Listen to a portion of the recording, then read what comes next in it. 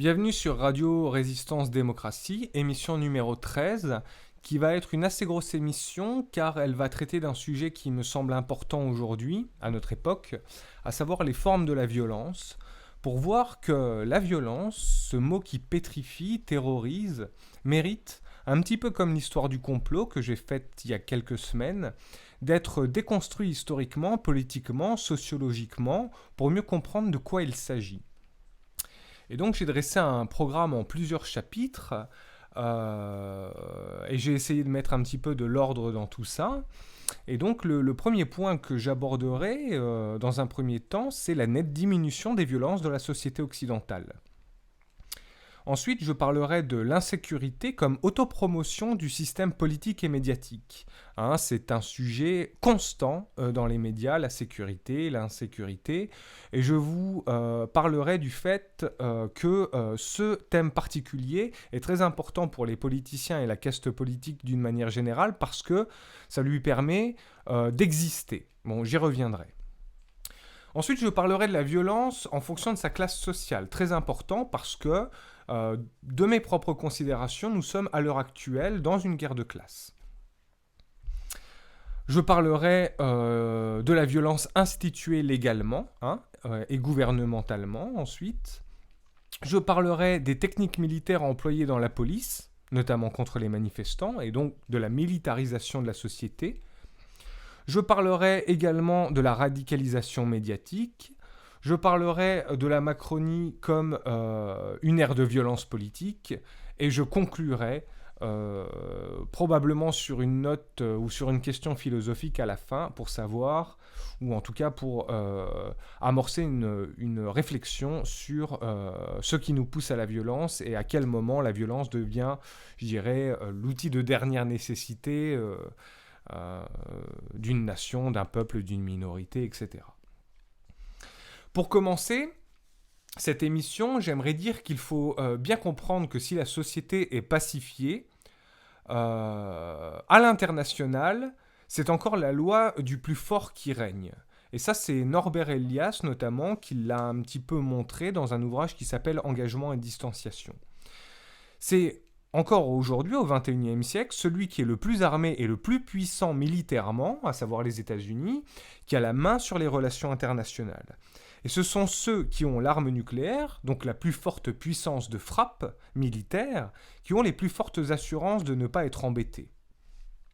Donc contrairement à la bonne morale, qui dit que la violence c'est mal, et ça l'est, dans les faits, c'est elle, la force ultime, la première force qui règle les relations diplomatiques et internationales, ou en tout cas, elle pèse comme un levier de pression extrêmement puissant dans ces relations.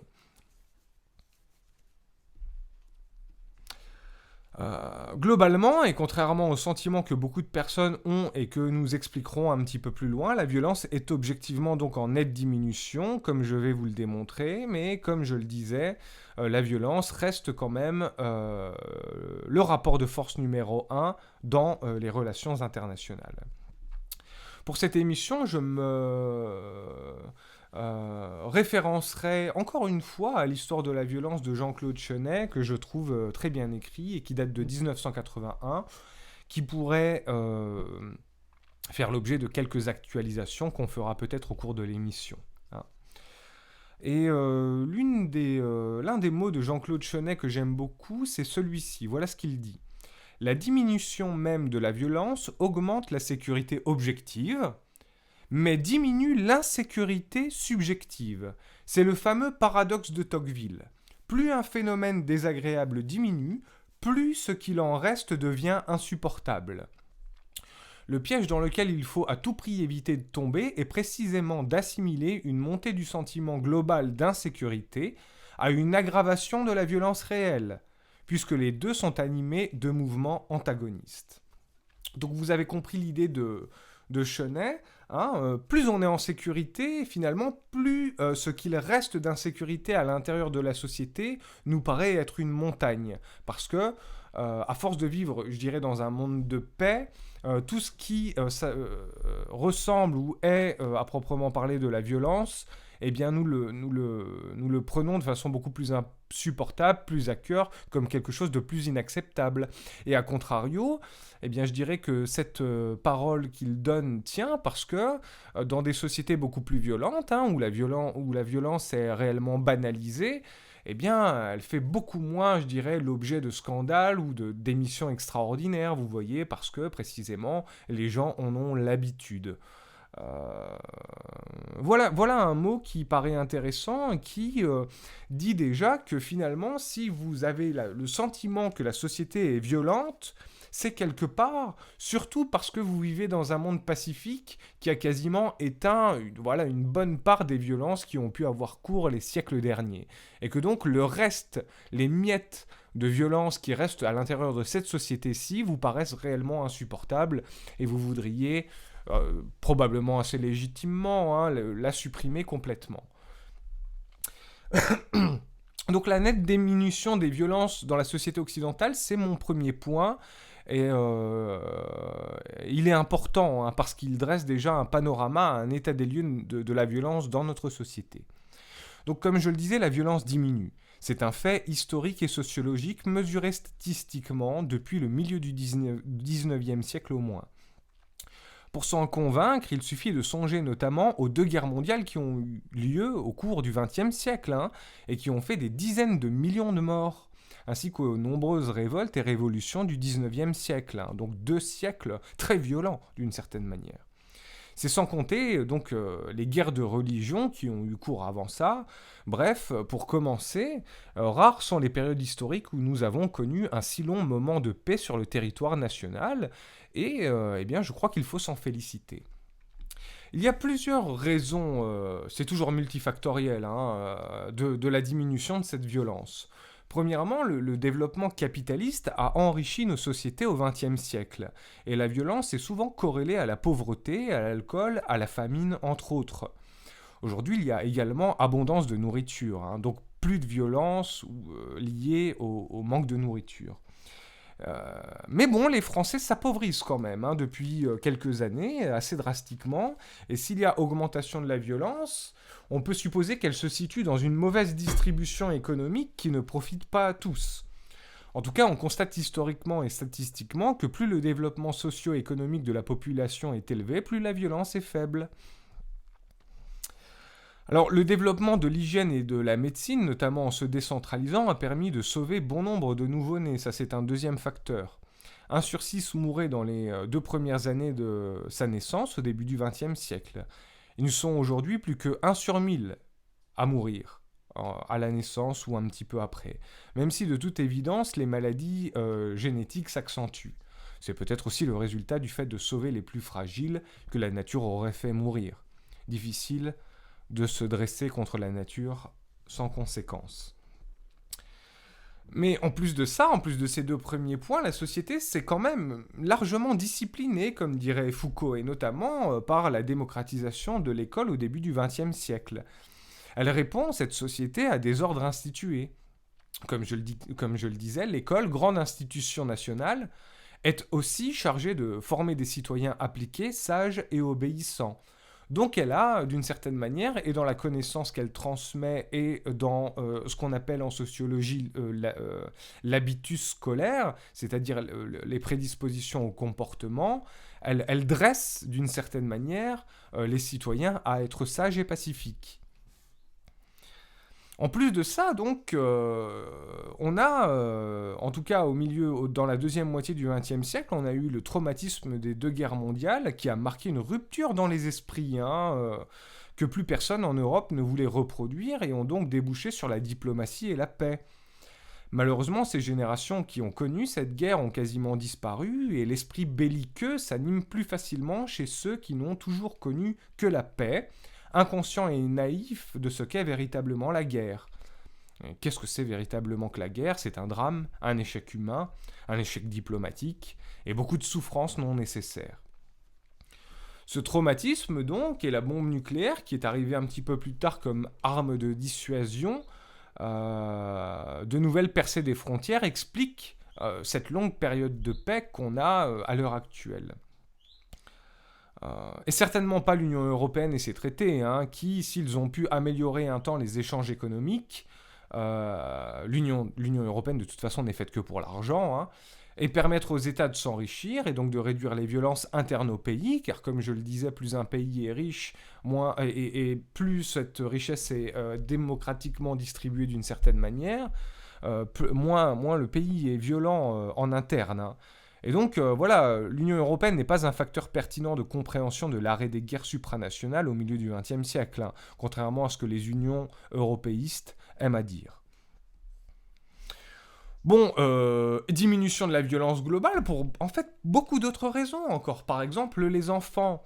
Les enfants étaient beaucoup plus battus qu'ils ne le sont aujourd'hui, hein, au début du XXe siècle, au XIXe, au XVIIIe. On a proscrit, petit à petit, au cours du XXe, l'usage de la violence à l'égard des enfants, bien que l'État les attaque frontalement, de façon violente, ces temps-ci. On y reviendra.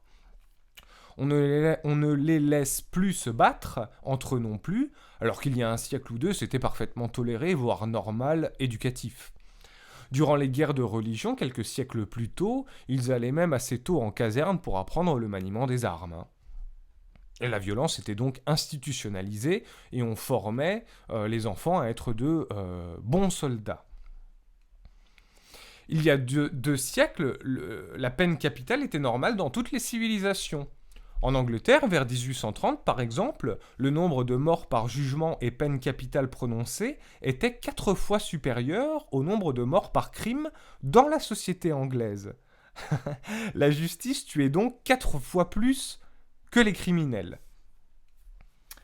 Même le langage s'est euphémisé pour être perçu comme moins violent. On ne dira plus un nain, mais une personne de petite taille par exemple, au risque de blesser par un langage trop frontal. Le nombre de coups et blessures dans notre société a diminué par 10 fois comparé au début du XXe siècle. Et en 20 ans, en France, le nombre de meurtres a été divisé par 3 pour atteindre un palier de 800 morts par an. C'est toujours trop, mais rien comparé aux millions de personnes sacrifiées pendant la guerre 30 ans plus tôt, évidemment. Il y a également quelques stéréotypes qu'il faut casser. On est statistiquement plus en danger chez soi que dehors. Un meurtre sur 3 est un meurtre dans le milieu familial. On ne s'en rend pas compte car ça n'est pas très médiatisé. Parce que ça n'est pas extraordinaire. C'est ordinaire. Les spectateurs aiment l'extraordinaire des faits comme ils aiment l'extraordinaire de la fiction. L'ordinaire les désintéresse. Ils sont en quête d'exceptionnel, médiatique, et donc préfèrent une émission spéciale attentat qu'une émission spéciale violence domestique, bien que ces dernières soient beaucoup plus courantes, et donc plus graves parce qu'elles font beaucoup plus de morts. Mais des morts ordinaires, donc inintéressants. Les spectateurs du XXIe siècle sont cyniques. Alors dans une société de plus en plus pacifiée, de moins en moins violente, pourquoi l'insécurité est sans cesse un thème politique majeur de campagne ? Pourquoi tout le monde soutient ce thème comme un thème prioritaire de la gauche à la droite ? Ceci s'explique en termes politiques et idéologiques. Et j'en viens à mon deuxième chapitre. L'insécurité comme autopromotion du système politique et médiatique. Et ceci avec des citations que j'ai peut-être déjà données dans ma radio, mais que je rappelle ici parce qu'elles sont très opportunes pour comprendre en quoi le sentiment d'insécurité est serviable pour les partis politiques. Voici ce que nous dit Chenet. La politique se nourrit de l'insécurité, car c'est l'insécurité qui lui confère autorité et légitimité. Tout discours sur le besoin de sécurité est chargé d'ambiguïté. S'appuyant sur le consensus implicite dont bénéficie le besoin fondamental de sécurité, il a pour but de justifier un alourdissement du contrôle social, un renforcement de la répression et, par là, de camoufler un affaiblissement des libertés. Cette première citation, ce qu'elle nous dit, c'est que finalement, plus il y a d'insécurité, plus l'État devient nécessaire pour restaurer de la sécurité, et entre l'us et l'abus, il y a une fine frontière, hein, donc quand il y a insécurité, eh bien, les politiciens ont beaucoup plus de leviers pour justifier, comme le dit Chenet, un alourdissement du contrôle social, comme c'est le cas à l'heure actuelle en ce qui concerne la pandémie, ou un renforcement de la répression, comme c'est toujours le cas à l'heure actuelle, parce que de plus en plus de citoyens s'érigent contre le système pseudo-démocratique qui a cours à l'heure actuelle et qui, comme on l'a vu dans les dernières élections, ne fédère absolument plus personne et surtout pas la majorité qui, elle, est abstentionniste, c'est-à-dire en grève du vote, c'est-à-dire en grève contre ce système. Et donc, voilà, l'insécurité permet aussi de camoufler un affaiblissement des libertés. Vous avez bien vu que sous prétexte de sécurité, notamment sanitaire, une bonne partie de vos libertés fondamentales est inaliénable. Inaliénable, ça veut dire normalement, elles devraient être supprimées dans aucun cas de figure. Hein, c'est-à-dire qu'elles ne peuvent pas être aliénées. Et vous voyez que le tour de passe-passe politique, pour un virus qui tue 0,3% de personnes, et encore quand il n'est pas soigné, hein, eh bien, a servi à détruire vos libertés fondamentales, à justifier la destruction de vos libertés fondamentales. Et ça a marché, puisque personne ne s'est manifesté ou ne s'est révolté contre, ou très peu de personnes ne s'est révolté contre la destruction de ces libertés sous prétexte de sécurité. Donc vous voyez, ça, ce que Chenet a écrit, ça a été écrit en 1981, et les méthodes politiques n'évoluant pas beaucoup, hein, elles sont toujours sur les mêmes registres d'action et de stratégie pour récupérer plus de pouvoir sur vous. Je continue avec Chenet, voici ce qu'il dit. Pour l'animal politique, la réalité c'est d'abord le principe de survie, de sa propre survie, et la sécurité de son pouvoir. Si l'insécurité n'existait pas, il faudrait l'inventer. Je continue à le lire. Est-il besoin, sous prétexte que nous serions dans un état d'insécurité, entre guillemets, de revenir, comme cela est le cas en France, sur un principe fondamental de notre droit, acquis au temps de la Révolution, inscrit dans la Déclaration des droits de l'homme et du citoyen, et, depuis lors, intangible, donc inaliénable, intangible, en instaurant sous n'importe quel prétexte la possibilité de contrôle d'identité. Eh bien, c'est ce qu'ils sont en train de faire à l'heure de la Macronie avec le pass sanitaire. N'est-ce pas là une rupture de la confiance tacite dans l'évolution des rapports entre l'État et les individus ? Là, c'est moi qui réponds, si, ça l'est. De toute façon, c'était une question rhétorique, c'est-à-dire qu'il trouvait déjà sa réponse par évidence. Hein. N'est-ce pas là le début d'un empiètement dangereux de l'arbitraire de l'État sur la sphère des libertés individuelles, dont la liberté de circulation et la liberté d'association ? Il s'agit en vérité d'un renversement radical. Tout individu appréhendé dans certaines circonstances est présumé suspect. Voilà, ce que Chenet écrit en 1981 est tellement actuel. C'est pour ça que je vous le relis. Je pense que je l'avais déjà lu dans une des premières émissions que j'ai faites. Le propos est toujours particulièrement pertinent pour notre époque. Les médias accentuent donc le sentiment d'insécurité car ils mettent la focale sur les événements violents, extraordinaires, parce que c'est économiquement rentable, parce que c'est très vendeur, parce que vous êtes de grands consommateurs de ce type d'événements.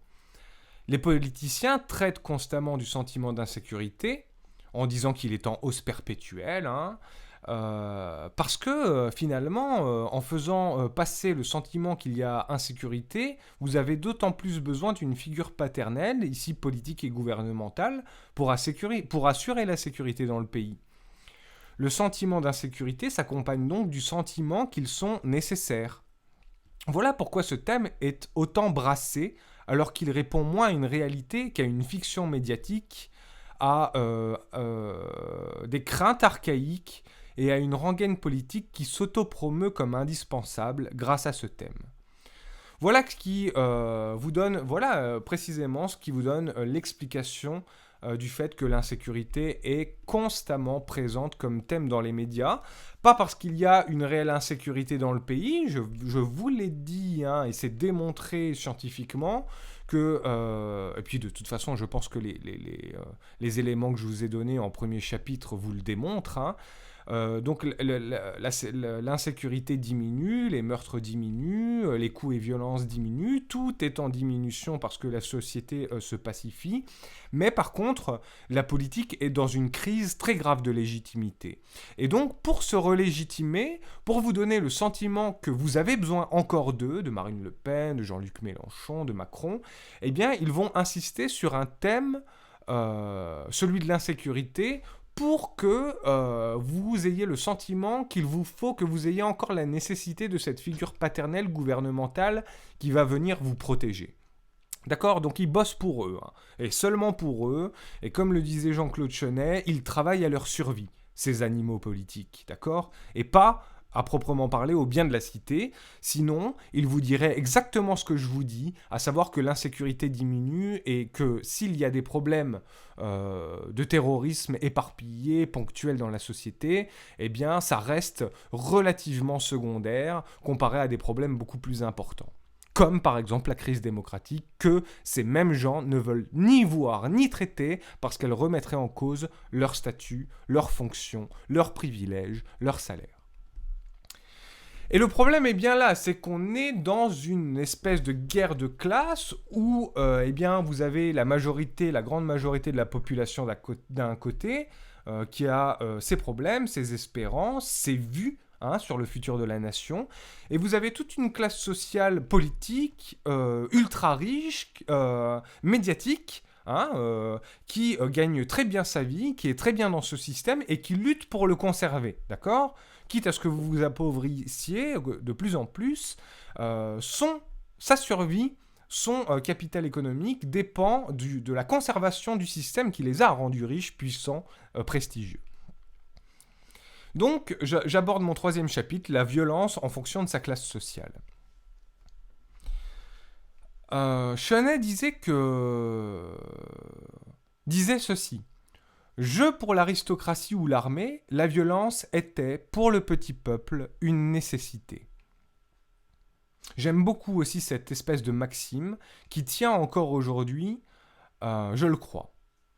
Présidents, généraux, qui mènent des fronts et des guerres, sont toujours en paix, dans des appartements, des quartiers généraux, loin des fronts. Ils ne sont jamais concernés par la guerre que de manière indirecte, médiatisée par des rapports oraux ou écrits, traçant leur planning sur des cartes dans le quartier général sécurisé. Pour la noblesse et la bourgeoisie de guerre, tout ceci, avec l'habitude, ne relève que d'un jeu de stratégie dans lequel leur propre intégrité n'est pas impliquée, et les morts sur le champ de bataille pas en vue directe. Généralement, ce sont les pauvres qui sont envoyés sur les champs de bataille. De la même manière que pour les politiciens, tous les problèmes de société, ils ne sont que peu concernés, car ils ont une bonne rente, un bon capital, une bonne place, comme je le disais. Vos problèmes ne sont pas les leurs. Les régler, pour eux, est un jeu assez secondaire, qui passe après le fait de profiter de leur place pour régler les leurs propres de problèmes, tandis que pour vous, parfois, votre vie en dépend. C'est pourquoi on peut dire que pour la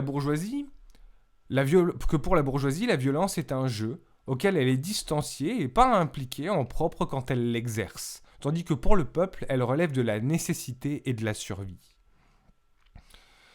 La révolution de 1789 est un fait économique, c'est parce que les gens étaient plongés dans la famine et dans la misère économique qu'ils ont, avant tout, produit une révolution. Ils étaient pris à la gorge et ils n'avaient plus le choix.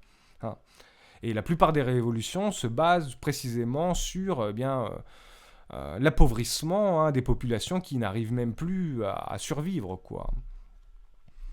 La bourgeoisie politique n'est que peu concernée par la violence qui ne s'exerce pas sur elle. C'est pourquoi une petite giflette folklorique au président, comme c'est arrivé il y a quelques jours, est condamnée comme un acte terroriste presque. Je rappelle la maxime du début d'émission, le paradoxe de Tocqueville, où plus un phénomène désagréable diminue, plus ce qu'il en reste devient insupportable. Toute la classe politique s'est levée contre cette giflette, de l'aile gauche de la Macronie, donc la France insoumise, à son aile de droite molle, le FN. Je rappelle que je classe la Macronie comme plus à droite que le FN. C'est en cela aussi, et pour des raisons idéologiques de gouvernement, qu'on amalgame ce qui n'est qu'une dégradation de matériel avec de la violence. Un mouchoir qui brûle dans une poubelle, ils appellent cela de l'ultra-violence. Simplement parce que la société est tellement pacifiée qu'ils ne savent plus vraiment ce qu'est la violence, la vraie. De cela aussi, ils sont déconnectés car ils vivent dans des beaux quartiers, avec un beau capital où il n'y a pas d'ennui. Aussi, et en ce sens, parce que la noblesse méprise le peuple, une dégradation de leur matériel, comme retourner une Porsche dans les beaux quartiers, leur apparaît de leur propre point de vue comme plus grave et plus condamnable qu'une violence à la personne qui se ferait entre pauvres. Leurs objets et leur patrimoine ont souvent plus de valeur à leurs yeux parce qu'ils font souvent toute leur valeur, de façon exclusive, que la vie des humains et des basses classes. C'est ainsi que quand on retourne une Porsche dans les beaux quartiers, on a un scandale sur les plateaux télévisés, et quand quelqu'un est éborgné, eh bien, il le légitime à moitié. Après tout, ça n'est que des pauvres, et puis ils l'ont bien cherché, comme disait un des syndicats de police sur un des plateaux d'un des ultra-riches du pays. Alors ce qu'il faut savoir quand même, c'est que dans cette période de crise politique et économique, encore une fois, la bourgeoisie et la noblesse ont peur du peuple. Et c'est normal, c'est vrai, c'est normal, ils savent qu'ils travaillent contre eux et qu'ils l'appauvrissent, et que leur situation et leur poste sont assez arbitraires d'une certaine manière. Donc oui, ils en ont peur, parce qu'ils se savent finalement au fond d'eux, je pense, illégitimes. Et donc ils l'appauvrissent constamment, et donc ils se manifestent, et donc le peuple se manifeste beaucoup plus. L'ordre établi qui rend les gens pauvres est le même ordre établi qui rend les nobles riches. Cet ordre établi qui leur donne tout, ils ont peur qu'il soit renversé, comme leur voiture. C'est pourquoi l'État, qui est un État quasi complètement composé de nobles, renforce énormément la police et la répression, pour leur sécurité, pour éviter le changement, pour conserver le système qui les rend riches. Et tant pis si cela implique que la majorité des gens s'appauvrissent. On mettra des soldats entre eux, les exploiter, et nous les privilégier. On continuera à s'enrichir, ils continueront à s'appauvrir, et les soldats seront payés pour parer aux moindres révoltes dues à ces inégalités, et leur taper dessus pour les laisser à leur place sans nous embêter. Voilà le rôle grosso modo de la police dans les manifestations à l'heure actuelle. Donc la police défend une minorité, elle est devenue une milice, selon l'article 12 de la déclaration de 1789, ou 1793. Ministres, députés, sénateurs auraient dû destituer la présidence sur le simple fait qu'elle éborgnait des citoyens opposants politiques. C'est tellement évident que cela ne devait pas être toléré, mais ça l'a été, de tous bords. Les différents partis politiques l'ont tous toléré, n'ont pas jugé que l'acte méritait destitution. Pourquoi ? Parce qu'ils sont en collaboration étroite pour maintenir leur règne en tant que système. Est-ce que vous connaissez la série Kaamelott ? Dans Kaamelott, c'est le personnage Léodagan, beau-père d'Arthur, roi de Bretagne, qui éborgne dans son pays en guise de justice et d'ordre. Il est appelé dans la série Léodagan le sanguinaire. Dans la série, toujours, il est un personnage cruel, tyrannique, et qui n'hésite pas à recourir à la force pour maintenir l'ordre. Eh bien, la France de la Macronie, qui se fonde sur les mêmes pratiques, pourrait tout aussi bien être appelée la France sanguinaire. Ce serait approprié. Bref. Il existe évidemment une violence de classe qui commence par la différence de traitement à leur encontre, différence de traitement émanant des facteurs argent, prestige, pouvoir. J'aurais aimé croire en la justice de ce pays comme levier du problème, mais elle a déjà été récupérée, l'État étant devenu autoritaire et ayant fait converger les 4 pouvoirs vers l'exécutif dès le début de mandat et même avant. Pour le droit, écrit en majuscule, c'est trop tard. Il a été conquis, perdu. Et quand bien même il n'est pas récupéré politiquement, il est de toute façon plombé, asséché économiquement. La France est un des pays européens qui met le moins d'argent dans la justice. Alors le gouvernement peut sortir un décret du jour au lendemain, et s'il est attaqué comme étant inconstitutionnel, il faudra 1 an au moins avant de le faire annuler. Je peux donc multiplier les décrets illégaux dans le cadre de CDD d'1 an, parce que la justice n'est pas capable de les combattre et de les condamner tout de suite étant donné sa lenteur. C'est une violence, et une violence illégale, exercée légalement sur la base du défaut de moyens de la justice. Ce que j'essaie de dire par là, c'est qu'on peut régner pendant des petites laps de temps dans l'illégalité parce que précisément la justice, censée rétablir l'égalité, n'a pas les moyens de le faire et parce qu'elle n'a pas les moyens de le faire, elle traîne pendant 1 an, 2 ans, pour annuler un simple décret qui était inconstitutionnel, c'est-à-dire qui n'aurait même pas dû passer dans la loi. Et évidemment, tous les politiciens profitent de cet état de figure et gardent la justice dans l'état économique où elle est, parce qu'ils peuvent, d'une certaine manière, gérer illégalement l'État à leur profit. Ce temps long est donc profitable. Les plus riches mettent 30 ans à se faire juger. L'affaire se tasse, elle traîne. À la fin, ils sont de toute façon trop vieux pour faire de la prison. Pour un citoyen lambda, et toute chose égale, une même affaire, un même délit, et la justice met 1 mois pour rendre son verdict. Une affiche des réseaux sociaux le montre bien. Benalla, coups et blessures, usurpation de l'identité d'un policier, dissimulation de preuves à la justice, 1 semaine en préventive et libre comme l'air, sans procès. Le jeune Damien, qui met une giflette au président, 4 mois de ferme, 3 jours après. Il ne faut pas être un professionnel pour s'apercevoir qu'il n'y a là pas les mêmes traitements selon le statut socio-économique des citoyens, et par conséquent, ni république une et indivisible, ni justice du tout. Si les milieux favorisés échappent à la justice commune, et au temps de la justice commune, alors il n'y a pas de République française.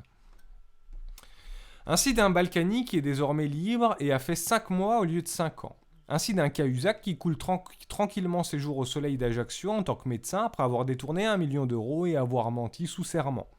Ainsi d'un Juppé qui a fait retaper ses appartes aux frais du contribuable et siège au Conseil constitutionnel. Ainsi d'une Christine Lagarde, responsable mais pas coupable. Si par conséquent l'État n'est pas républicain en termes de justice et qu'on est jugé selon sa classe sociale, alors c'est l'institutionnalisation de l'injustice.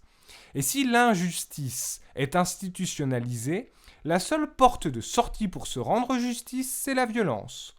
C'est donc l'institutionnalisation de l'injustice qui, en ce moment, peut entraîner des mouvements violents.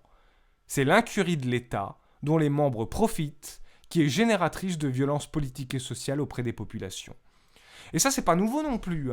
Lorsque la Corse a été colonisée par l'Empire français, l'Empire français a établi ses propres lois que les Corses ne comprenaient pas forcément parce qu'ils parlaient leur langue et pas le français.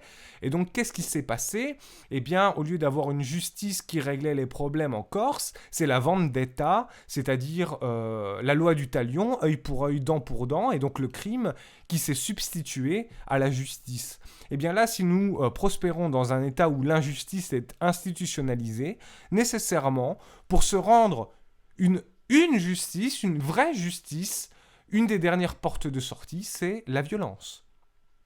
Et ça, tout cet état de fait est toléré par vos politiciens, de droite comme de gauche, parce que tout ce système mis en place, qu'il soit injuste économiquement, injuste juridiquement, eh bien toutes ces injustices, eux, leur profitent et font partie des privilèges qu'ils ont accumulés petit à petit en tant que législateurs qui ont écrit ces lois, pour eux-mêmes et pour eux-mêmes seulement.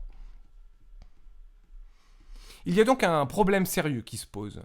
Si la justice d'État est injuste et si le citoyen ne peut pas se rendre justice, c'est l'acceptation de la perpétuation de toutes les injustices avec, comme méthode, l'étouffement de ceux qui veulent que ça change et la condamnation drastique du seul moyen que les gens ont en leur possession pour que ça change, un renversement violent. Nous sommes donc dans un cul-de-sac. Pardon. Le pire, c'est que si les choses restent comme elles sont, c'est un modèle de société chaotique et amoral qui se profile, puisqu'il dit ceci en substance. Si tu es riche ou puissant, que tu voles, que tu pilles, que tu violes, tu n'as pas grand-chose à craindre car tu es riche et puissant. La justice française en l'état fonctionne donc comme une incitation à la criminalité qui rapporte dans ces classes sociales-là les plus riches puisque celle-ci n'est pas punie. Résultat, nous sommes le pays dont les politiciens sont mesurés comme les 2e plus corrompus du continent européen, soit sur 56 pays. En ce sens, ce ne sont pas les gens qui composent la société qui deviennent plus violents, comme je l'ai démontré tout à l'heure. Ce sont les organisations et les institutions de la société tournées contre elles au profit d'une minorité qui deviennent violentes vis-à-vis de la majorité et suscitent une réaction violente, seul recours possible dans cette même majorité de la population, puisqu'elle n'a strictement aucun moyen politique direct pour faire cesser ces injustices. L'élection de personnes à qui elle délègue automatiquement son pouvoir n'est pas une solution en soi, car quel homme ou femme politique vous parle de l'inéquité face à la justice selon sa classe sociale? Aucun, puisque tous ceux qui se présentent profitent de cette inéquité. Vous êtes donc dépourvus de moyens, en tant que citoyens, hormis la violence, pour changer ces injustices à l'heure actuelle, parce que ceux qui sont en position politique de les régler sont aussi en conflit d'intérêts, au sens où ces injustices sont instituées pour leur profiter directement et leur octroyer des privilèges. Je sais, ça fait 3 fois que je le redis, mais il me semble que c'est très important de le dire. Par là même, en profitant de leur place pour s'arroser eux-mêmes, ils s'avèrent traîtres à la nation en ce qu'ils brisent ses fondements, notamment, je le redis, celle de la République, une et indivisible, où tous les citoyens sont égaux devant la loi. Aujourd'hui, ça n'est plus le cas en France. Les Gilets jaunes, parmi les nombreuses insultes qui ont été proférées contre eux, donc on est vraiment toujours dans une violence entre classes sociales qui génère la guerre qu'on connaît aujourd'hui. Avec d'un côté une petite armée de gens très dotés matériellement et économiquement qui utilisent donc ces fonds et ce matériel et notamment les institutions de l'État pour se protéger et faire la guerre contre la population. Et de l'autre côté, une population qui est démunie, qui n'a plus aucun instrument politique ou diplomatique pour régler ses problèmes avec le camp adverse et qui se retrouve petit à petit coincée dans un cul-de-sac où elle n'a plus que la violence, malheureusement, pour se faire entendre et renverser la situation afin qu'elle redevienne correcte et en ordre. Donc, les Gilets jaunes, parmi les nombreuses insultes qui ont été proférées contre eux, ont été appelés terroristes. Ils n'ont jamais tué personne. Mais contre toute attente, et j'en suis un, de Gilets jaunes, on peut considérer que c'est assez juste. Et je vais m'en expliquer avec un extrait de texte toujours de Chenet qui s'appelle « Terrorisme d'oppression et terrorisme de libération ». Et ce passage-là est très important aussi parce que cette distinction est majeure et fondamentale. Je le lis. Il y a terroristes et terroristes. On ne peut ranger indistinctement sous la même appellation les combattants de la liberté et les nostalgiques du totalitarisme. Il n'y a rien de commun entre les insurgés de Budapest et les héros de la résistance contre l'occupant nazi et les membres de la fraction armée rouge allemande et les brigades rouges italiennes. Dans un cas, il s'agit de restaurer la liberté en luttant contre l'oppression d'un pouvoir tyrannique. Dans l'autre, il s'agit au contraire de les écraser en détruisant les démocraties. La démocratie est un rare privilège de l'histoire, difficile à sauvegarder, que seule une petite minorité de pays, occidentaux pour la plupart, a pu obtenir au prix de longues luttes depuis quelques décennies. Et c'est ce privilège-là que certains groupuscules dits révolutionnaires, on pense notamment à Macron et à son livre Révolution, entendent confisquer pour restaurer l'arbitraire d'un pouvoir sans partage, accaparé par une oligarchie communiste à gauche ou militaire à droite. Et pour ce faire, Macron utilise, et là c'est moi qui parle, et pour ce faire, Macron utilise des méthodes qui sont tirées historiquement de l'Empire soviétique, comme le passeport intérieur pour le contrôle des déplacements, ou bien du Troisième Reich, le Covid étant le calque de l'incendie du Reichstag qui lui a permis de prendre les pleins pouvoirs dans un conseil restreint et dictatorial et de neutraliser les assemblées qui, de toute façon n'étaient représentatives de personne à part d'elles-mêmes. Le terrorisme libérateur donc, qui lui fait front à la Macronie, est toujours condamné dans le présent, mais toujours loué à travers l'histoire. C'est ainsi qu'on fait de la Révolution française le pilier fondamental de la France et qu'on en loue les mérites. Pourtant, l'événement a été particulièrement violent, bien plus que tout ce qu'on a connu en France de notre vivant. Les résistants étaient appelés terroristes, De Gaulle était appelé un terroriste, pour être décrédibilisés dans leur lutte de libération. C'est un classique de vilipender l'ennemi pour le décrédibiliser. Mais c'était des libérateurs de la France, et non pas des oppresseurs. Et les Gilets jaunes sont des libérateurs de la France et non pas des oppresseurs. Mais ils n'ont pas eu encore recours à des organisations et des stratégies violentes pour se faire entendre. Et très honnêtement, on espère qu'on arrivera encore, peut-être est-ce un peu naïf, mais à vaincre par l'idée et de façon diplomatique. La situation politique et contextuelle faisait simplement, donc du temps de la guerre, de la Seconde Guerre mondiale, que le recours à la force, à la violence, était obligatoire pour la restauration de la liberté. D'ailleurs, donc l'organisation de De Gaulle s'appelait la France libre. Les politiciens actuels, hypocrites, vacillent entre ces deux conceptions. Mélenchon, par exemple, fait sans cesse l'éloge de l'histoire violente de la Révolution française comme pierre angulaire de l'histoire de France. Mais s'il avait été député à cette époque, il aurait été de ceux qui l'auraient condamné le plus férocement pour ne pas perdre ses privilèges liés à la royauté à laquelle il était rattaché. C'est en ceci que ces soi-disant partis populaires, mais Mélenchon exècre le peuple, au moins autant que Macron, qui se voit à chaque fois qu'il se frotte à un détracteur vif, qu'il insulte de haut, comme s'il était un moins que rien. Ces partis pseudo-populaires n'ont rien de populaire. Dire peuple, peuple, peuple fait partie de la rhétorique traditionnelle de la gauche depuis des décennies. Mais ce n'est que de la rhétorique. Un positionnement de campagne pour rapatrier les petits bouts de papier en son nom dans les urnes. Le peuple, le millionnaire Mélenchon ne le connaît pas plus que la millionnaire Le Pen ou que le millionnaire Macron. Je signale que j'aime attaquer Mélenchon plus que les autres dans mes émissions parce que je constate que ses partisans sont ceux qui ont le plus la foi en leur guide. Je lis les forums et m'en aperçois bien. Je ne l'attaque donc pas gratuitement, mais parce qu'il y a un travail plus gros de déradicalisation religieuse à faire vis-à-vis de ceux qui croient en sa figure charismatique. Remarquez, je tempère en ce moment parce que je pense qu'il est aussi mort politiquement, étant donné le silence conciliant qui a été le sien durant toute la crise Covid, les restrictions de liberté, et l'accord tacite avec le gouvernement sur cette affaire lorsqu'on l'interrogeait sur les plateaux. C'est normal!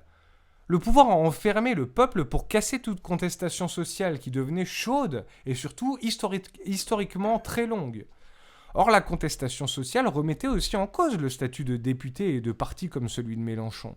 Il n'a donc rien trouvé à redire à ces mesures parce que ces mesures protégeaient aussi l'intégrité et la continuité de sa place et de son parti.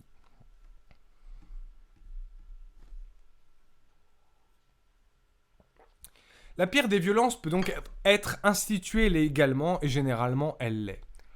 Et là, je relis toujours Chenet avec un paragraphe que j'adore. La violence comporte deux faces. L'une officielle, comptabilisée et sanctionnée. L'autre discrète, sourde et quotidienne. Le discours sur la violence ne fait généralement qu'exprimer cette première vue officielle, c'est-à-dire le point de vue d'en haut, la position de ceux qui gouvernent. Cette violence est celle qu'enregistrent les statistiques judiciaires et policières. La seconde phase de la violence, au contraire, pourtant souvent plus grave par ses conséquences sur la santé et la vie des hommes, est parfaitement légale. Les rares sanctions auxquelles elle a donné lieu ne sont apparues que tard dans l'histoire humaine, avec l'émergence progressive du droit social. Cette violence est la violence des forts contre les faibles, des dirigeants contre les dirigés, des patrons contre les ouvriers. Elle s'est longtemps traduite par une mortalité effroyable. Si, avec l'avènement de la démocratie, elle a perdu de son insolence, elle n'en continue pas moins d'éliminer sournoisement chaque année des centaines, parfois des milliers d'hommes. Ces hommes-là sont sacrifiés au nom de la sacralisation de l'ordre public, de la productivité ou parfois des deux. Fermez les guillemets. Donc vous voyez, cette citation me semble super importante parce qu'elle rappelle que, il y a une violence institutionnelle. Et cette violence institutionnelle tue largement plus que la violence d'un pauvre paumé qui sort un couteau et qui tue 3 ou 4 personnes dans la rue. La décision, par exemple, de ne pas soigner les gens, de leur dire de rester à la maison et de prendre un Doliprane, a tué des milliers de personnes. Et va encore en tuer des milliers, parce que des opérations ont été déprogrammées, des opérations graves, contre des cancers, etc. On est là bien loin des 240 morts, tout terrorisme confondu, depuis le début des années 2000 en France. Et pourtant, le premier est tolérable, avoir tué des milliers de personnes en l'espace de 2 mois par privation médicamenteuse, et le second, marginal, fait l'objet de 3 projets de loi par an et de 2 émissions par semaine. Pourquoi ? Parce que vous n'êtes sensible qu'au meurtre direct. on vous a appris à n'être sensible qu'à celui-là. Ainsi, si un type tue deux types d'un coup de couteau, comme je le disais tout à l'heure, l'action est directe et le drame est national. Par contre, si par le biais d'une signature sur un bout de papier qui fonctionne comme un ordre donné, un président élimine sur ce simple ordre des milliers de gens en quelques mois, ce qui est en fait un génocide, vous le tolérez. Car il n'a pas mis directement le coup de couteau. Non, il a juste signé pour que le coup de couteau soit mis légalement. Lui est assez riche pour se faire obéir par de nombreux valets qui tuent sur le terrain et à sa place.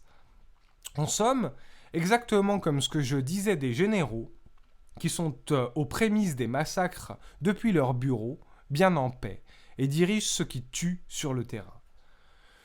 Vous ne condamneriez pas les généraux au principe de la guerre, mais le pauvre valet de terrain obligé d'obtempérer. Pour vous, le violent, c'est ce dernier et pas ce premier. Et ça, c'est problématique, car vous ne remontez pas aux sources des acteurs de la violence de masse pour les condamner, mais, dans son réseau, vous ne vous préoccupez que des petites mains qui obéissent et qui ne sont que le dernier maillon de la chaîne criminelle. Vous ne vous offusquez pas que un ministre de la Santé puisse tuer des milliers de personnes en quelques mois sur une mauvaise décision et une décision qui est motivée par des conflits d'intérêts, un mauvais réseau de lobbyistes pour lequel il travaille. Ça vous le tolérez, hein, qui tue 5000 personnes en 2 mois, par exemple. Et par contre, vous faites un drame national pendant 3 semaines de quelqu'un qui tue 2 personnes dans la rue. Entre 2 personnes et 5000 personnes, il y a quand même une marge, quoi. D'accord ? Mais le premier avait le couteau à la main, et c'est visible, c'est direct. Et le deuxième travaille en tant que patron, et donc ordonne des génocides à d'autres employés. Et ça, lui, vous le laissez tranquille. Ça, c'est inacceptable, intolérable. Et en ce moment, l'État multiplie les violences, et je ne parle même pas de violences symboliques, je parle carrément de violences physiques.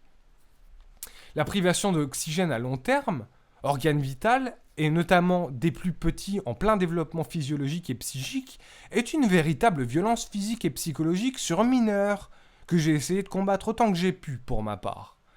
Mais vous les avez laissés se faire masquer. Vous avez laissé l'État devenir violent envers vos propres enfants, alors que la plus grande part des spécialistes, pédiatres, sociologues, psychologues en sciences de l'éducation vous ont dit que là ça débordait. La casse économique complète va produire de la grande pauvreté en France, des suicides en cascade, comme c'est déjà le cas. Le confinement, qui n'est qu'un euphémisme pour parler d'emprisonnement en semi-liberté conditionnelle de toute la population, reste de l'enfermement. Or, vous devez savoir qu'en prison, les suicides sont 4 fois supérieurs aux suicides dans une société libre. À ce propos, normalement, les chiffres de suicides de l'année 2020 auraient déjà dû paraître en février-mars. L'organisme d'observation du suicide n'a toujours pas fait de rapport chiffré de l'année dernière, et nous sommes fin juin. Ils doivent être en train de se demander comment masquer l'accentuation des suicides dans les périodes d'enfermement massif. Oui, puisqu'ils travaillent pour le ministère et sont donc soustraits aux directives du gouvernement qui, lorsque quelque chose ne l'arrange pas, casse tout simplement le thermomètre. Si les chiffres de suicides paraissent pour l'année 2020 dans le détail, la Macronie est très mal, car ça fera scandale, car la violence des mesures ignobles du gouvernement sera directement lisible à travers ces chiffres clés. Le contact social, l'échange sont à proprement parler des besoins vitaux de l'humain en société. Si vous l'isolez, si vous l'emprisonnez, si vous stimulez les dépendances, drogue, alcool, vous améliorez nettement ces taux de dépression et comme nous sommes en train de le voir, les suicides augmentent par là même. Des enfants de 6 ans se défenestrent. C'est dramatique. Et tout ça est le produit d'une violence directe d'une petite minorité en place qui est complètement illégitime, fait passer des décrets antidémocratiques sans passer par les assemblées. Bref, vous avez une mafia au pouvoir et elle est ultra violente. Ultra violente. Et ça, qu'est-ce que c'est ? Il faudrait pas avoir de réaction à même mesure pour combattre l'ennemi ? Bon, on en reparlera peut-être. Je ne suis pas vraiment là aujourd'hui pour me positionner, pour dire s'il faut être violent ou pas, mais j'essaye d'apporter des éléments objectifs pour vous montrer où est la violence, quelles sont les différentes formes de violence. Bon, bref, ce que j'essaye de dire, c'est que la violence institutionnalisée est celle qui tue le plus. Et pourtant, elle est celle qui n'est jamais punie. Alors que dans tout crime, il y a des acteurs responsables qui font des choix, qui sont aux prémices de ces crimes de masse. Nos politiciens sont des héritiers pourri gâtés. Ainsi, ils ont transformé la fonction. Ils prennent le salaire, ils prennent la responsabilité, ils prennent le poste de responsabilité, ils prennent le prestige, mais, comme les enfants, ils utilisent le poste pour se déresponsabiliser de toute mauvaise action, erreur ou bilan. Pour se dédouaner, ils ont des techniques classiques, comme renvoyer la responsabilité à tout le monde, alors que la faute est la leur. C'est ce qu'ils ont fait pour le virus. Si vous êtes contaminé et si vous mourrez, c'est de votre faute à tous. Voilà ce qu'ils vous disent. Ça n'est pas parce que l'État a ruiné les fonds de l'hôpital, ou qu'il a ordonné que les gens ne soient pas traités, pas soignés, ou qu'il a fait repousser toutes les opérations lourdes dans une psychose du coronavirus, ou pour alimenter les fonds de ses laboratoires partenaires. Ce n'est pas parce qu'il n'avait pas commandé de masques au personnel soignant en plein pic de crise en mars 2020. Non, c'est de votre faute. Aussi. Vous n'avez pas tenu vos distances avec Roger, et donc vous êtes tout autant responsable. Voilà la rhétorique de dédouanement des responsabilités de ceux qui sont directement responsables, mais s'acharnent à ne pas être impliqués et condamnés pour leurs fautes. Et ça, c'est quelque chose qu'il faut revoir. Et parce que ces techniques fourbes ne marchent plus, généralement, quand même, il faut bien le reconnaître, ça ne marche plus comme technique rhétorique, alors il faut déployer une armée pour la sûreté de cette mafia. C'est pourquoi je vais maintenant parler de façon plus approfondie, dans un chapitre suivant, de la violence que constitue la transformation de la police en armée bleue. Mon chapitre s'intitule « Sur les techniques militaires employées par la police contre les manifestants ». Depuis plusieurs années maintenant, et à son apogée sous la Macronie, la population française est gazée par armes chimiques, militaires, strictement interdites dans les guerres internationales, mais tolérées contre des manifestants ou des toughers lors d'événements politiques ou culturels pacifiques. Le gouvernement utilise des armes semi-mortelles, qui tuent donc à moitié les gens quand ils se prennent une balle, fendent des crânes, les paralysent, leur causent des hématomes et des pertes de mémoire. Les médecins disaient par ailleurs que lorsqu'ils voyaient ces blessures, ils avaient l'impression d'avoir affaire à des gens qui revenaient d'un front de guerre. À quel moment avez-vous accepté l'idée que le maintien de l'ordre et la paix sociale passaient par le jet de grenades chargées en TNT et de gaz asphyxiant ? Les milices macronistes, ce sont des milices à l'heure actuelle, ont été dotées d'un équipement de guerre pour terroriser des citoyens désarmés. Ils exhibent leurs mitrailleuses sur les plages de France ou devant les cafés et restaurants. La société civile s'est militarisée, comme dans les dictatures. Et de fait, nous sommes à l'heure actuelle dans une dictature. La seule différence entre un CRS et un militaire, désormais, c'est la couleur de la tenue, qui fait encore illusion chez certains citoyens qui ne comprennent pas qu'une armée bleue est déployée sur le territoire national contre le peuple. La société civile n'a jamais été aussi pacifiée qu'au XXIe siècle, comme je l'ai démontré. Et pourtant, on utilise des moyens qui, jamais jusqu'ici, n'avaient été portés contre la population, pour la terroriser, pour la dissuader de ses luttes politiques et de sa vie culturelle. Ceci, je l'ai expliqué, je vous l'ai dit. Les bourgeois et la noblesse ont peur du peuple, parce que leur illégitimité est de plus en plus dévoilée. Le fait que leur place ne soit pas méritée et qu'ils ruinent et accaparent la démocratie n'a aucune légitimité. Le fait que les ultra-riches s'enrichissent autant par dizaines de milliards n'est pas légitime dans une société stable, équilibrée, éthique, et où la distribution des richesses se fait à peu près correctement. Donc la Macronie est un gouvernement terroriste, utilisant des moyens militaires pour maintenir un ordre qui n'est qu'une illusion, puisqu'elle a plongé la France dans le chaos. D'ailleurs, elle fera presque la moitié de son mandat en dirigeant la France dans un conseil restreint qui englobe le général des armées et duquel aucun rapport public ne sort, et donc où la démocratie est abolie. La Macronie se rend coupable d'un triple crime contre l'humanité, selon le statut de Rome. Elle viole les traités fondamentaux les plus importants et les plus hauts que la France a ratifiés au niveau national et international. J'en ferai une émission. Ainsi, elle a instauré, comme le dit le préambule de la Déclaration des droits de l'homme, la barbarie en France. La technique qu'on appelle technique de nassage est une technique de guerre qui était déjà préconisée dans le traité de la guerre de Sun Tzu. Ainsi, pour vous contenir, l'armée bleue utilise des méthodes militaires. Et celle-ci n'est pas la seule. C'est déjà choquant, certes, mais ça n'est pas tout. Quelle est la différence entre la stratégie de Sun Tzu et celle qui est appliquée aujourd'hui par l'allemand ? Sun Tzu disait qu'il fallait toujours laisser une échappatoire à l'ennemi, une porte de sortie. S'il était complètement ceinturé, alors, coincé comme des rats, la mort se faisant ressentir, l'ennemi se battrait de façon acharnée jusqu'à son dernier souffle, ce qui exposait de façon non nécessaire ses propres troupes. C'est pourquoi en France, des nasses sont créées sans porte de sortie autour de gens sans armes, pour les désespérer, pour les pousser à la bavure, étant donné la violence physique et psychologique subie. N'en doutez pas une seule seconde. Tout ceci est connu, mesuré et pensé par l'état-major du gouvernement. D'ailleurs, est-ce que ces fourberies et cet esprit destructeur ne correspondent pas à la personnalité du préfet l'allemand ? Si, il faut bien le dire. C'est quelqu'un de pervers. Les flics de terrain, eux, je les dédouane. Pourquoi ? Parce qu'ils ne comprennent pas ce qui se passe. Ils ne lisent pas, ne connaissent pas les traités militaires. Ils appliquent ce qu'on leur dit d'appliquer au cas par cas sans comprendre quelle est la stratégie générale réservée aux généraux dans les QG qui devront être jugés comme principaux responsables. Méfiez-vous, ce gouvernement est fourbe et rodé pour insuffler en vous la terreur. C'est un gouvernement ultra-violent. C'est pour ça que je dis qu'il est beaucoup plus à droite encore que le parti traditionnel du FN. Les déplacements par deux sont une technique militaire connue. Les drones ont d'abord été utilisés dans le cadre militaire. Les voilà maintenant dans la police civile. Et on peut maintenant le dire de façon très grave et sérieuse étant donné les techniques et la peur employées comme les armes de guerre, les éborgnements et les mutilations, le matraquage et les arrestations arbitraires. La Macronie est un gouvernement terroriste, puisqu'il emploie, et vous vous en rendez bien compte, la peur et la terreur pour dominer et régner dans la rue, de la même manière qu'il agite la peur et la terreur du FN pour vaincre dans les urnes.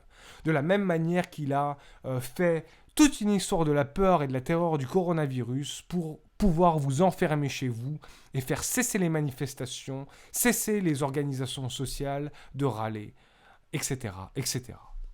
Et pour pouvoir masquer une crise économique qui était à nos portes.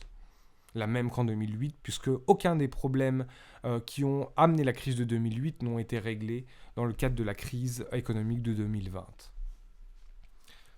Pour terminer ce chapitre, je lis encore un petit peu Chenet. Je cite « En matière d'intervention de l'État, tout est affaire de degré. Si l'État outrepasse ses attributs de gardien de la cité, d'arbitre entre les passions et les intérêts des membres de la société civile, alors il y a menace pour les libertés et risque de monopolisation de la violence par la classe dirigeante. Là où l'État est déjà traditionnellement très fort, comme en France, il est tenté de s'étendre en grignotant des espaces normalement dévolus à la société civile. On peut, dès lors, nourrir quelque inquiétude lorsque l'on voit certains responsables politiques vouloir accroître de manière inconsidérée notre arsenal répressif, au risque de détruire le fragile équilibre entre un État protecteur et un État contrôleur et vengeur. Et cette frontière, et là c'est moi qui parle, est à l'heure actuelle largement outrepassée. Et accompagnée par une violence et une radicalisation médiatique. Donc la radicalisation médiatique. Extrait de Chenet. L'intrusion croissante des médias dans la sphère intime des individus, et notamment de la télévision, dont l'incidence est importante sur les personnes âgées, retraitées, plus fragiles, souvent isolées. Or, les informations sont une sélection d'événements où, par leur caractère attractif et accessible, les nouvelles sanglantes occupent une place démesurée et se font soudain très proches par le petit écran. Des attentats ont fait pleurer dans les chaumières les plus obscures et ont contribué à accréditer l'idée d'insécurité. Donc l'un des facteurs clairs de la tyrannie est le monopole sur tous les médias. Ça a été le cas sous le stalinisme, ça a été le cas avec Goebbels sous Hitler, et c'est aujourd'hui le cas des ultra-riches qui les ont tous rachetés sous l'ère de la Macronie. Nous sommes donc dans une structuration des médias qui est celle d'un État totalitaire. Les ultra-riches, vous ne les voyez ni ne les fréquentez jamais. Les hautes classes ont toujours été coupées du peuple qu'elles méprisaient la plupart du temps. Mais pour une fois dans l'histoire, on peut dire qu'elles sont visibles. Quand l'achat des chaînes et journaux qui leur appartiennent les rendent visibles et rendent visibles en filigrane leur propre idéologie. Une boîte n'est-elle pas un peu à l'image du patron qui la détient ? Et le contenu télévisuel actuel n'est-il pas le dernier maillon représentatif de la ligne éditoriale demandée par le chef ? Ce qui se passe à la télévision, qui leur appartient, cela s'y passe parce qu'en tant que patron des chaînes, ils le tolèrent. Peut-être même souhaitent-ils ce chaos informatif. Or, que se passe-t-il à la télévision, et notamment sur les plateaux télé ? Chacun a vu, sans que j'ai besoin d'insister, la déchéance du journalisme et le fait qu'il brise toutes les règles de déontologie, et notamment celles qui fondent leur profession, neutralité des questions, des opinions, afin que la population soit informée sans subir d'idéologie ni de propagande. Ceux à qui vous donnez le 6, ceux qui ont des aides d'État, c'est-à-dire une contribution à la chaîne par vos impôts, sont les mêmes qui laissent s'installer un terrorisme médiatique, c'est-à-dire des chaînes qui ont pour but de faire peur à la population afin de permettre une réorientation vers des lois sécuritaires et disciplinaires qui, on l'a vu, les protègent contre la population elle-même. Rappelez-vous, c'était le principe même d'organisations terroristes comme l'Aile ou Al-Qaïda. Par le biais d'un attentat, faire peur et comme cerise sur le gâteau, la réorientation des lois et la réduction des libertés dans le dit pays, grâce à leur mise en présence sur l'échiquier. Aujourd'hui, il y a une radicalisation de l'intérieur, une radicalisation médiatique, et une part des médias se sont transformés en instruments de propagande terroriste sous la coupe de leur patron ultra-riche qui laisse faire. Et qui en est responsable ? Ceci devrait sérieusement vous questionner sur les premiers de cordée, chargés par Macron d'être les fers de lance de la relance, sans qui la croissance et l'économie ne pourraient pas advenir. Mais où va-t-on ? Si ces mêmes personnes à qui Macron donne toutes les clés françaises se transforment en organisateurs de la terreur ? N'y a-t-il pas des lois, depuis les attentats, pour sanctionner la radicalisation terroriste faite ligne éditoriale sur les chaînes ? Dans un pays normal, il y aurait dû avoir de nombreux rappels à la loi et à la déontologie vis-à-vis de ces chaînes et de leurs commentateurs, et la manière dont les journalistes biaisent leurs entretiens et l'info à dessein. On pourrait remplir des dossiers d'inculpation aussi gros que des ramettes de papier à l'encontre de certains journalistes de plateau. Dans un pays normal où les médias sont le 4e pouvoir, les autorités seraient beaucoup plus exigeantes vis-à-vis des contenus informatifs offerts aux citoyens. Mais ils ne le sont pas. Pourquoi ? Parce que ce type de contenu leur profite. C'est toujours pareil. Et c'est pour ça que ça ne va plus. C'est parce que tous les outils d'État sont réorientés pour servir des intérêts particuliers. Et le peuple en souffre et le peuple le subit. Et le peuple n'a aucun moyen de rectifier le tir à l'heure actuelle, hormis la violence. Bon, il faut combattre cette radicalisation et on le fait via nos propres chaînes comme celle-ci, car on ne peut pas se satisfaire de laisser libre cours à des chaînes de la terreur dans une démocratie libre et éclairée. Et ces chaînes sont détenues par des patrons ultra-riches, comme je le disais, dont elles sont le reflet. Il faut donc être très méfiant envers ces patrons, et un suivi de cette radicalisation me semble nécessaire afin de les ramener dans le giron d'une république où l'information doit être juste, neutre, impartiale. Bon, la réalité, c'est que toute la Macronie a été une violence politique de toute façon. Ça a commencé par un président entré par réfraction au pouvoir de ces mots mêmes, parce que les 10 médias, tous achetés par ses sponsors, l'ont présenté comme ceux de Corée du Nord, présentant Kim Jong-un en sauveur, en messie face à l'extrême droite ou, pour les plus vieux, en gendre idéal qu'on aimerait avoir à sa table le dimanche. Le bonhomme est d'ultra-droite, plus à droite encore que la Le Pen. Seulement, lui et ses copains ne fondent pas leur supériorité sur l'ethnie, mais sur la classe sociale. Il l'a assez démontré, Macron. Les nobles sont les seigneurs, voire les dieux du monde. Très XVIIe siècle, comme façon de penser.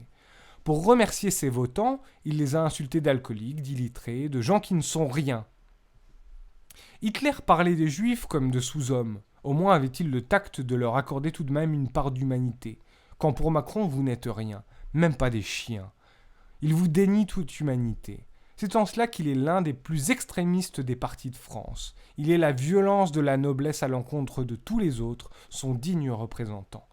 Il est le politicien des plus riches, et donc d'une infime minorité.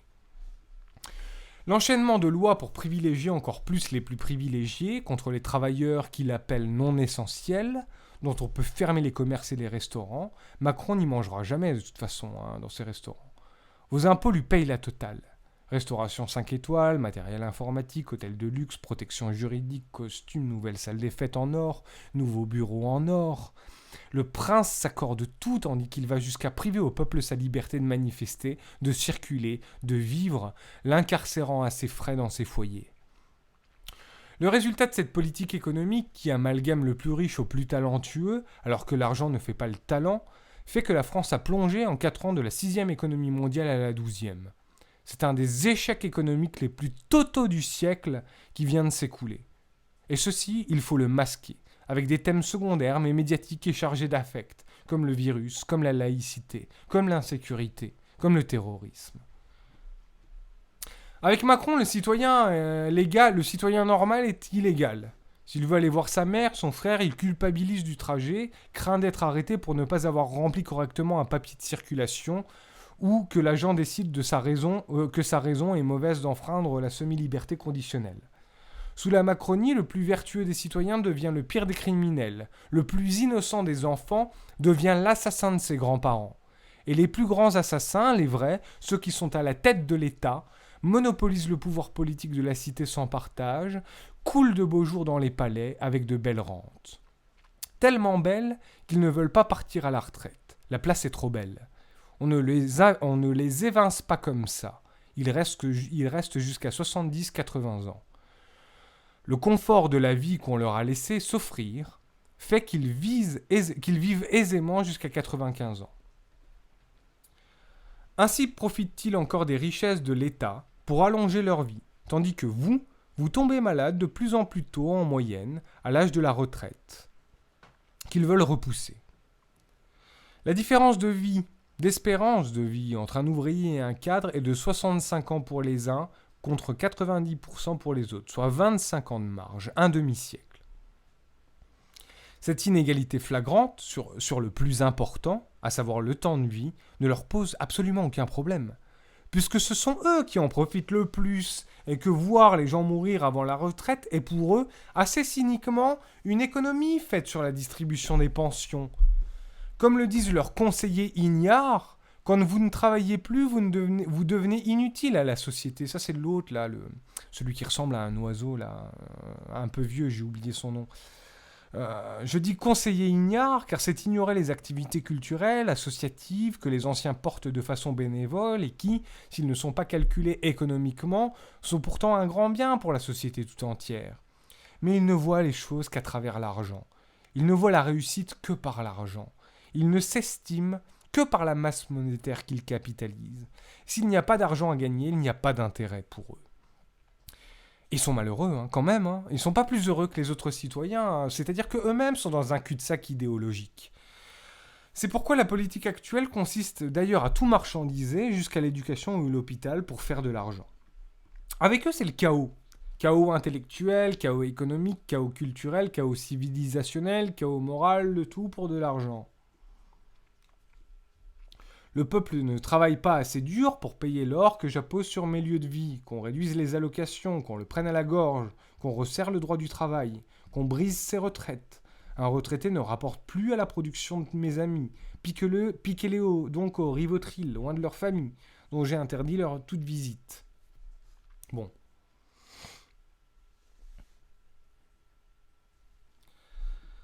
Je l'ai dit tout à l'heure, je le redis. S'il y a une accentuation de la violence, c'est peut-être aussi parce qu'il y a une accentuation de la pauvreté. Et si vous qui êtes en place ne voulez pas au bout d'un moment vous faire renverser dans un coup d'éclat qui réunirait 50 000 citoyens, ce qui est assez pour créer une révolution en France, eh bien, vous feriez bien de répartir les richesses correctement parce que vous risquez beaucoup plus gros en laissant aller la situation vers une pauvreté globale et de masse qu'en tâchant de reconduire un petit peu la France et de redistribuer son capital pour la relance. Hein. Bon. Leur politique, c'est pas ça du tout. Leur politique, c'est je mets Monsieur Turlutte en pleine mise en examen au ministère de l'Intérieur. J'éborgne ceux qui voient. Je rends aveugle ceux qui veulent filmer la répression dans ma milice. J'enfreins tous les droits de l'homme. Je suis rappelé par tous les organismes de défense de ces droits, mais ils n'ont aucun moyen de coercition contre moi, comme le peuple d'ailleurs. J'ai l'armée, avec qui je gouverne dorénavant dans un conseil militaire restreint, qui ne filtre rien et qui est placé sous secret défense. Je n'ai pas de compte à rendre à ces misérables, et ils se prosterneront. Je repousse, sous prétexte de virus, les élections municipales, les régionales. Et vous n'aurez peut-être pas d'élection pour me changer en 2022. J'engage des barbouzes pour taper les gens. Ils fument la chicha 6 mois plus tard au Maroc. Je suis le roi, le dieu Jupiter, quoi. Vous voyez qu'ils sont en plein délire, hein. En délire de ce qu'on appelle l'hubris, hein, c'est-à-dire qu'ils sont en plein délire de pouvoir, quoi, où ils ont l'impression qu'ils peuvent tout faire sans que jamais rien ne leur arrive par derrière. Hein. Donc j'arrête l'école de vos enfants pendant 9 mois, les enfants de la plèbe n'ont pas besoin d'éducation. Les meilleurs viendraient à terme à concurrencer les enfants de ma caste sur le marché, saleté de méritocratie. Un retour au droit de lignée, voilà qui est mieux. Le marché nous appartient et les basses couches n'ont pas à prétendre aux meilleurs postes. Mon ministre de l'Éducation et son syndicat lycéen acheté vous le confirmera. Je replace les borgneurs, Castaner en chef de parti. J'embauche comme conseiller des corrompus mis en examen. Le poste supérieur qu'ils occupent leur permettra de faire taire leurs poursuivants par menace ou chantage. Je suis le dieu Jupiter bourré de cocaïne, vieille habitude de trader de Wall Street. Cocaïne ramenée par notre ami député de Guyane, même pas mise en examen alors qu'il a les valises pleines de poudre. Le shit en bas des cités mérite l'intervention armée, certains disent, mais la poudre qui circule à l'Élysée, classée sans suite. Je fais ce que je veux. Pourquoi ne pas cramer le toit du bâtiment le plus visité du monde pour y apposer la marque éternelle de mes amis Arnaud et Pinault dans la reconstruction ? Que ce toit soit à la gloire de notre richesse et de notre pouvoir. Que chaque visiteur international y voit la marque de notre divinité avec un grand D. On s'est réjoui de cette idée en ricanant avec mon copain Édouard Philippe lorsqu'on s'est rendu sur les lieux. J'arme la milice. Elle ne servira plus le peuple, elle nous défendra contre lui. Je graisse la patte de tous les gens armés. Police, chasseurs. Que ces gens armés soient de mon côté le jour où le peuple martyrisé me cherchera d'un peu trop près.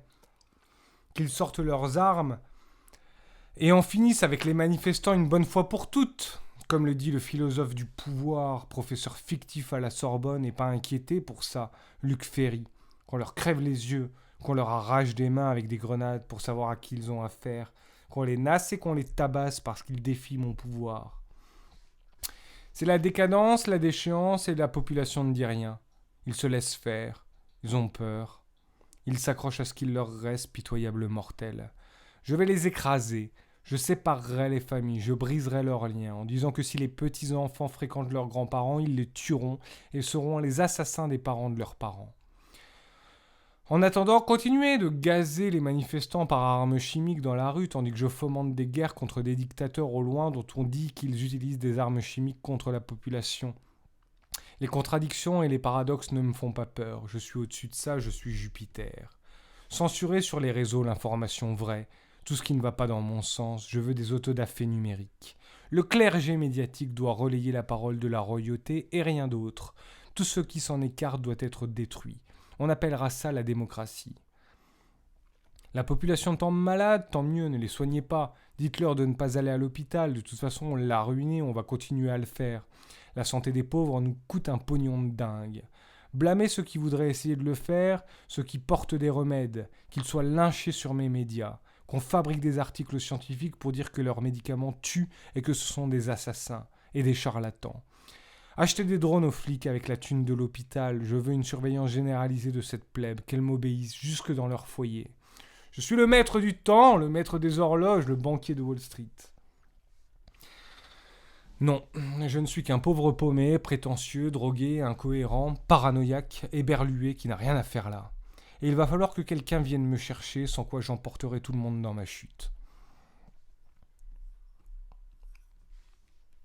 Bon, je conclus. J'ai essayé de travailler, j'ai essayé de vous démontrer, de vous montrer à travers cette émission qu'il n'y a pas de la violence au singulier, mais des violences qui au final s'entrechoquent. Que la violence est souvent le recours de celui qui n'a plus de moyens pour se défendre. Or évidemment, ceux qui profitent de votre faiblesse sont aussi ceux qui condamnent fermement le fait que vous vous défendiez. En France, dans une configuration pareille, où l'entière exclusivité du pouvoir politique est à 100% concédée aux partis politiques qui font système unifié contre vous, et où le citoyen a 0% de pouvoir politique, du fait même qu'il s'accorde systématiquement à déléguer son pouvoir citoyen, le seul pouvoir du citoyen français à l'heure actuelle, c'est de donner son pouvoir à un autre. Donc la démocratie en France est de l'antidémocratie. Votre seul droit, le droit de vote, vous donne seulement le droit de donner votre pouvoir de décision sur la cité en tant que citoyen, et par extension, de ne plus avoir aucun pouvoir sur les choix de la cité du tout. Eh bien la violence est en quelque sorte le seul outil d'action que la population possède partant de ce système, de cette organisation et de ces bases-là. Le citoyen n'a aucun pouvoir législatif, aucun pouvoir juridique, aucun pouvoir médiatique, encore qu'Internet et les chaînes personnelles changent la donne, mais le pouvoir précisément essaye de les faire sauter et de les supprimer. Aucun pouvoir de transition économique, hormis de façon secondaire en tant que consommateur. Aucun pouvoir sur le juridique, aucun pouvoir sur rien du tout. Et donc aucun pouvoir de changement. C'est normal. Les nobles et les bourgeois se sont employés à tout vous ôter, petit à petit, précisément pour asseoir leur propre domination en tant que maître de l'État, sans que personne ne puisse venir le contester. C'est vieux comme la Révolution, c'est-à-dire que vous avez toujours les mêmes, avec les mêmes idéologies, qui tâchent de restaurer l'ancien régime à leur profit, celui de la royauté, du droit du sang, etc. etc. Vous savez, l'évolution humaine ne change pas des masses, et vous retrouverez encore et encore, certainement, dans le siècle à venir et dans les siècles à venir, ce type d'organisation politique ne travaillant que pour elle. Bon, bah voilà, là, on a réellement comme disait Chenet, les anecdotiques du totalitarisme et de la monarchie qui reprennent petit à petit ce que la Révolution française leur avait plus ou moins ôté, quoi. Voyez. Donc tout ça se fait dans énormément de violence, sans doute l'une des pires violences que la France connaît à l'heure actuelle. Le système a construit une rhétorique autour du vote qui vous donne l'impression que vous avez le choix, mais c'est faux. Déjà, tous ceux qui se présentent sont présélectionnés par les partis. Vous n'avez donc pour choix que ceux qu'ils veulent bien vous présenter, que ceux qu'ils ont choisis en amont. Ils sont déjà gagnants partant de là, car ce sont eux qui choisissent les candidats selon leurs intérêts propres et non pas selon l'intérêt du peuple français. Donc voilà, vous voyez que mon émission de la violence, elle tâche de balayer un petit peu toutes les formes de violence, mais surtout les formes qu'on connaît actuellement, c'est-à-dire déjà la dépossession économique, politique, juridique totale, le deux poids deux mesures à l'intérieur de la justice en fonction de sa classe sociale. Alors j'ai essayé de très peu traiter les violences symboliques, celles des discours de Macron par exemple qui exècre le peuple, ou de Mélenchon qui traite les gens de moins que rien et qui leur hurle dessus dès que les gens de la classe populaire n'ont pas les mêmes idées que lui ou ne votent pas pour lui, vous voyez. J'ai essayé de d'évincer plutôt ces violences verbales pour parler d'une violence qui est plutôt d'ordre physique. Et puis, on constate qu'il y en a énormément, effectivement, de la violence, mais laquelle ? Pas celle des citoyens, quoi. Je veux dire, une gifle au président, qu'est-ce qu'on a d'autre ? Quelques cailloux lancés sur des flics ultra armés, avec des protections de Robocop. Et qu'est-ce qu'il y a d'autre ? Qu'est-ce qu'ils ont fait d'autre, les gens ? C'est tout, quoi. Et des mouchoirs brûlés un peu dans des poubelles, et quelques vitres cassées dont on suspecte que c'est plutôt l'armée noire, c'est-à-dire l'armée bleue avec ses quelques éléments noirs, les Black Blocs, qui cassent ça pour décrédibiliser les manifestations, comme ça se faisait déjà au temps de Napoléon. C'est pas de la théorie du complot, c'est une stratégie normalisée dans l'État français depuis 300 ans, de décrédibiliser les manifestations en infiltrant des flics pour faire croire aux spectateurs que ceux qui sont dans la manifestation sont des violents qui veulent tout détruire. C'est vraiment classique de chez classique, quoi. Et ça se fait aujourd'hui, évidemment. Vous avez vu les méthodes du gouvernement, on n'en est pas à ça près. Ça, c'est plutôt même les petites techniques, vous voyez, qu'ils déploient, et pas les grosses techniques d'enfermement de tout le monde. C'est très localisé, quoi. Ça coûte pas cher. Une dizaine de gars de la BAC, et puis voilà, quoi. Et d'autant plus que personne ne leur tape dessus, puisque les gilets jaunes étaient pacifiques. Donc ils se mangent même pas de coups à faire ça, les gars. Ça se fait à peu près en paix, avec quelques insultes, c'est tout, quoi. Donc on en arrive vraiment à voir que finalement, oui, il y a de la violence en société aujourd'hui, mais c'est la violence d'un régime qui est illégitime et qui retourne tous les instruments institutionnalisés et juridiques contre la population pour maintenir son règne illégitime. Alors, le problème de la violence à l'heure actuelle en France, il est là, quoi. Et donc la question philosophique se pose contextuellement. Faut-il être violent ? On l'a dit, moralement, c'est mal. C'est mal. Mais dans les faits, étant donné le contexte, c'est objectivement l'une des seules portes diplomatiques qui est laissée au peuple de France pour se faire entendre. Je dois citer le général de Gaulle. Quand la politique et la diplomatie ont échoué, le militaire prend le relais. C'est tellement vrai. Et là, de la même manière, quand la population n'a plus aucune clé politique, plus aucun levier diplomatique, que tout ce qu'il dit, fait est rejeté, critiqué, décrédibilisé, alors que normalement c'est le maître de France dans une démocratie, c'est-à-dire le seigneur des lieux, et bien quand il n'a plus aucun autre moyen, finalement, c'est le militaire qui va prendre le relais, quoi, si ça continue. C'est-à-dire des fractions de la population, comme les résistants durant la Seconde Guerre mondiale, qui vont commencer petit à petit, peut-être, si la situation continue à se détériorer, à se mettre en place, quoi. Et personne ne le souhaite.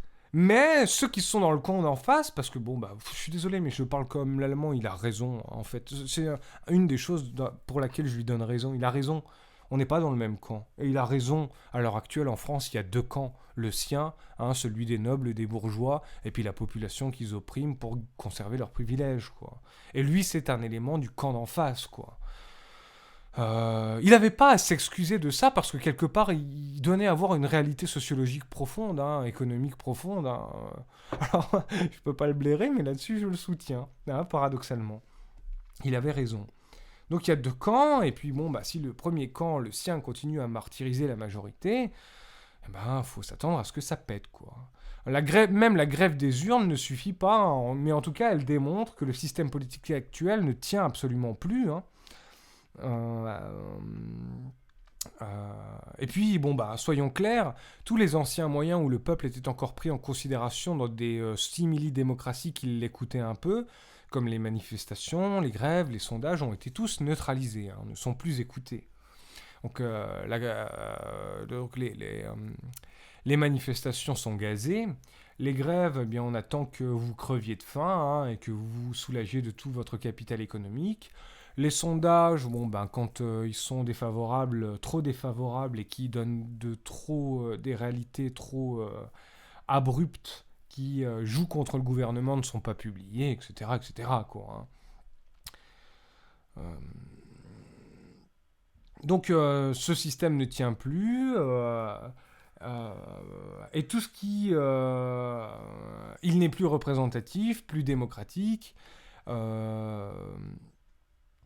et chaque politicien dans ce cadre cherche avant tout, pas à transformer le système pour vous, pour qu'il le redevienne ou qu'il le devienne démocratique, mais bel et bien cherche à conserver son poste à l'intérieur de l'ancien système et donc à conserver l'ancien système tout court.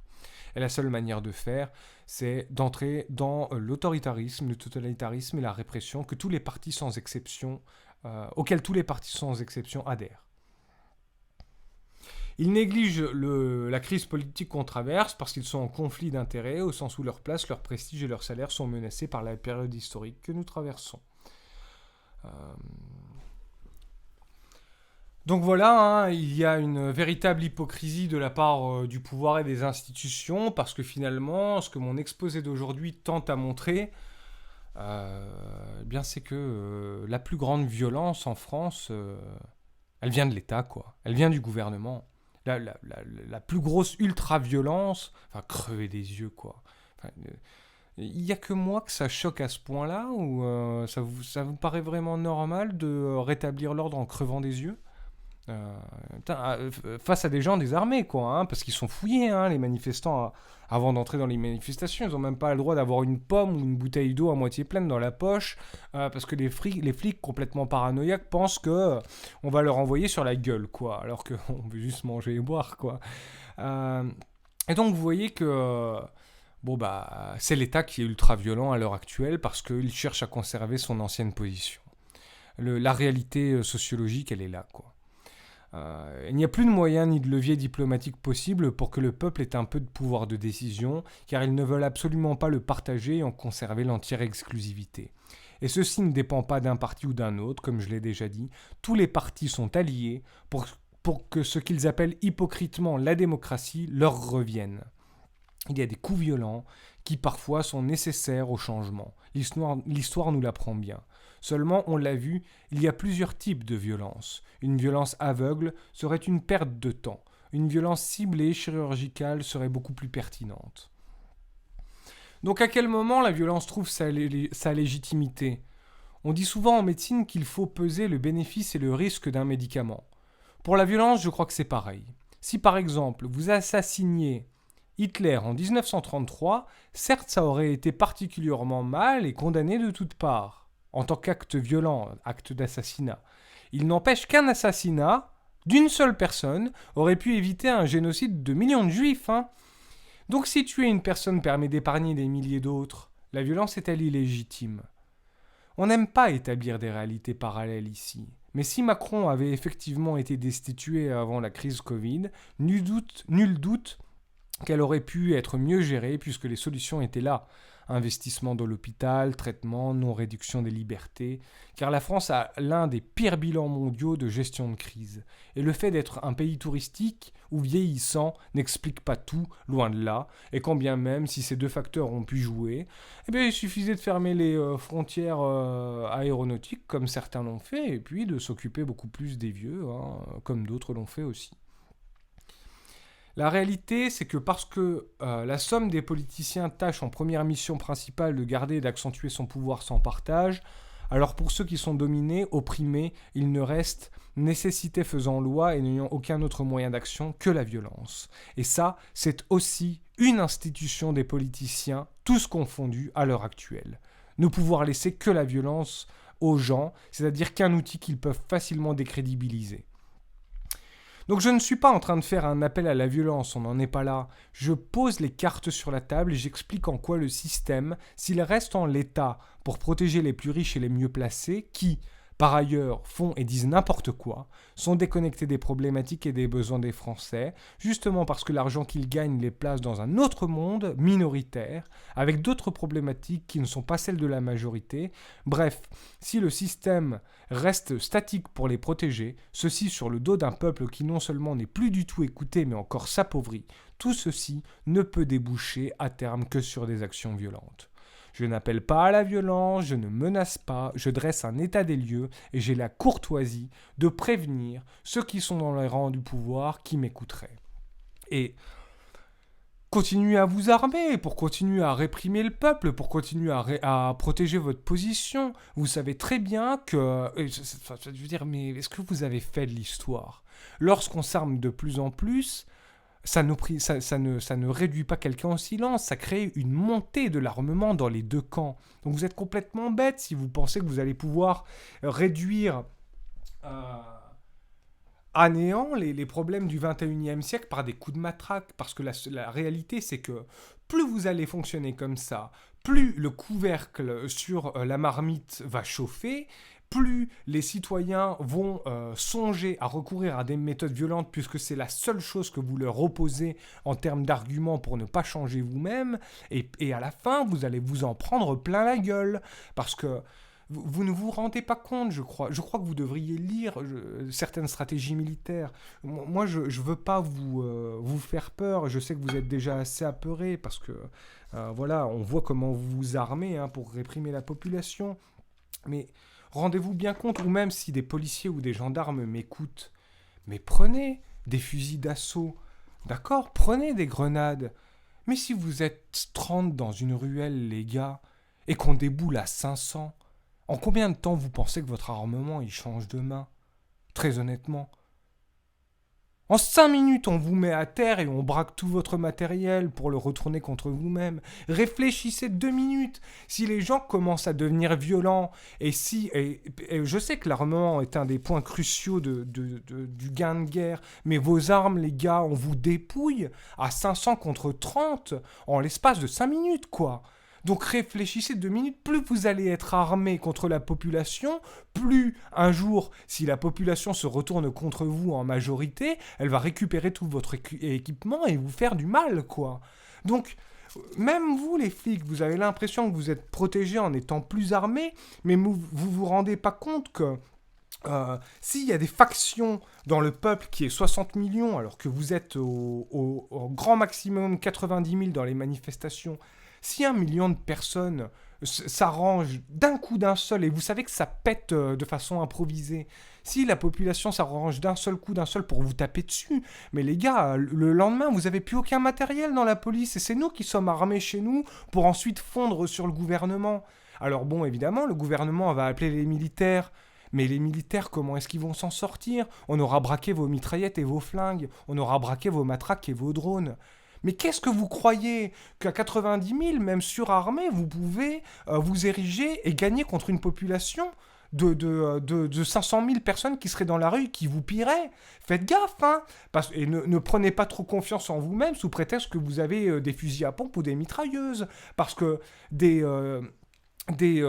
militaires, il y en a dans la population. Des gens qui lisent les traités militaires, il y en a y en a dans la population. Des gens qui sont capables d'organiser des guet-apens pour vous ruiner en matériel, il y en a dans la population. Je veux pas vous faire peur, mais je vous préviens que vous n'êtes pas face à des gens, vous n'êtes pas face à des imbéciles et des moutons. Vous êtes face à des gens qui connaissaient énormément de techniques aussi, pour renverser une situation, des gens qui sont des stratèges, il y en a beaucoup dans la population, des gens qui sont capables de parer les capacités d'organisation et de déploiement de vos propres généraux, comme le préfet allemand, il y en a dans la population. Et le jour où les gens se décident, parce que vous les aurez poussés à bout, à devenir vraiment violents, vous serez mal, quoi. Vous serez mal. C'est précisément... Là, vous faites les malins, vous tapez sur les gens, vous les gazez, parce qu'ils réagissent pas. Hein, ils vous chargent pas, hein, ils vous chargent pas par dizaines quand vous commencez à les gazer, ils s'en vont, d'accord? Mais attention, le jour où vous commencez à venir et que les gens en ont vraiment mais plein le cul de vos façons de faire et que vous commencez à jeter 3-4 lacrymos et 2-3 grenades et que les gars... Il y a 50 bonhommes qui disent « Allez, maintenant, ça suffit, on les éclate » et qui viennent sur vous à 50 contre 5, c'est vos enfants qui vont pleurer. C'est vos enfants qui vont pleurer. Donc, faites attention, les policiers, les militaires, comprenez bien que pour l'instant, vous êtes pas dans une situation normale là, d'État, parce qu'on vous utilise contre la Déclaration des droits de l'homme et du citoyen pour bien protéger une minorité qui travaille contre le peuple. Et vous êtes aussi du peuple. Et vous êtes la seule barrière qui les protège. Et nous contrairement à ce que vous pourriez croire, on vous respecte encore. Et c'est pour ça qu'on ne vous tape pas, d'accord? C'est parce qu'on a encore un minimum le sentiment qu'on peut vous respecter, que vous pouvez être aussi un minimum, vous pouvez un peu comprendre la situation. Le jour... vous continuez. Et là, les bavures s'accumulent. Alors, on a de la patience. Normalement, vous êtes des nôtres, du peuple. Mais le jour où le peuple se rend compte que vous êtes complètement passé de l'autre bord et qu'il n'y a plus personne chez vous qui protège la population, alors que c'est votre mission principale, la paix et l'ordre, et là, votre gouvernement met complètement le désordre et, en plus, il provoque l'état de guerre civile. Mais qu'est-ce que vous faites? Il va falloir, au bout d'un moment, réfléchir, parce que vous êtes un bras armé politique. Hein, vous êtes le bras armé de la politique. Donc, nécessairement, vous n'êtes pas neutre politiquement. Vous défendez, à l'heure actuelle, non pas les institutions, parce que la Déclaration des droits de l'homme est violée et vous ne la protégez pas, mais un gouvernement en place. Normalement, vous devriez protéger les textes, hein, et pas les gens qui les violent, même s'ils sont en place. Mais bon, là, je voulais vous parler directement. Bon, tout ce que j'ai essayé de vous dire, c'est que la violence, pour l'instant, je reviens sur ce que ma thèse fondamentale, la violence, elle est étatique. L'augmentation de la répression, l'augmentation des coûts et des drames vient directement des ordres de l'État. Et si l'État continue comme ça, il va arriver un moment où l'agneau va se retourner en loup. Et si, dans la population française, l'agneau se retourne en loup, c'est vous les policiers, les gendarmes et la BAC qui allez vous en manger plein la gueule les premiers. Donc, pas trop d'assurance. Tâchez aussi de travailler quand même à l'intérieur même de vos cercles pour prévenir. Pour prévenir, parce que il faut prévenir et pas guérir quoi, de ce type de situation. Et je l'ai dit durant mon émission, on espère au maximum faire en sorte que cette transition, qui de toute façon est immanquable, hein, la transition politique, il faut sortir de cette crise politique et il faut dégager ces minables, elle est irrémédiable. On veut qu'elle se fasse diplomatiquement et pacifiquement. Si vous ne nous laissez plus que le moyen de la violence pour qu'elle se fasse, eh ben on utilisera la violence. Mais je vous assure que vous n'en sortirez pas indemne de ça. Et je vous assure que vous perdrez vis-à-vis de ça. Voilà, hein, bon. Encore une fois, c'est pas des menaces. Je tiens simplement à remettre les choses... je tiens seulement à remettre les pieds sur terre de tout le monde. Et j'aimerais finir cette émission... Donc, en vous redonnant quand même les thèmes que j'ai essayé de traiter, donc la nette diminution des violences dans la société occidentale, le thème de l'insécurité comme une arnaque, c'est-à-dire que l'insécurité, c'est une autopromotion du système politique et médiatique pour se renforcer lui-même, légitimement ou économiquement. La violence en fonction de sa classe sociale, c'est-à-dire qu'on est réellement... retourner à nouveau dans une guerre de classe où les riches s'enrichissent de plus en plus et de façon drastique, hein, comme ça n'a jamais été vu dans l'histoire de l'humanité, au détriment des nations et des pauvres, hein, qui eux s'appauvrissent de plus en plus. Donc il y a véritablement des clans, hein. Les classes sont un petit peu comme des clans, hein, qui luttent les unes contre les autres. On pourrait trouver beaucoup d'harmonie, hein, si... la classe la plus riche n'était pas aussi rapace et vindicative. Hein. Les choses étaient beaucoup mieux réparties et distribuées après-guerre, dans les années 50, 60, qu'elles le sont aujourd'hui. Hein. La France appelle ça son âge d'or, hein. C'est 30 glorieuses. Donc peut-être qu'il faut aussi revenir un peu sur les paramètres économiques liés à l'histoire pour revoir comment on peut bien faire, hein, dans cette France-ci. Donc j'ai vraiment appuyé sur le fait que la pire des violences, à l'heure actuelle, elle est instituée légalement, hein, et il multiplie les lois et les décrets pour se protéger, hein, bien que ces lois et ces décrets soient de plus en plus arbitraires.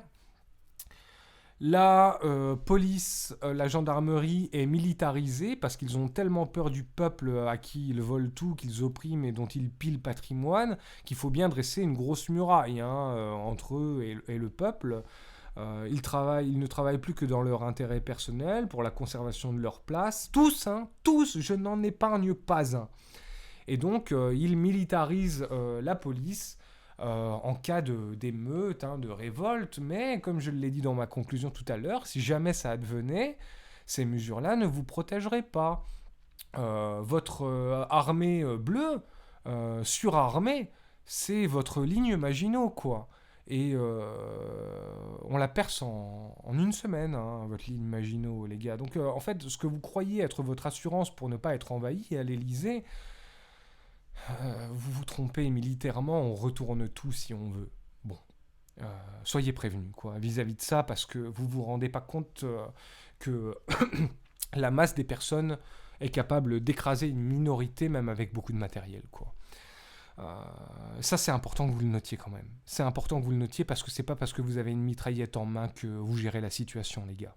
Ça n'est pas parce que vous avez une mitraillette en main que vous gérez la situation et que vous avez le dessus. Ça, c'est important de le dire quand même. Donc la radicalisation médiatique qui accompagne tout ça, et qui est le produit des ultra-riches, et qui donne un reflet de ce qu'ils sont, à savoir des gens qui ne sont pas aptes à mener une politique nationale, à investir correctement les fonds, parce que bien, ça se voit de toutes parts. Ça se voit dans les chiffres statistiques, ça se voit dans la plongée de l'économie, ça se voit dans la façon dont ils gèrent en tant que patron et dirigeant des médias la communication.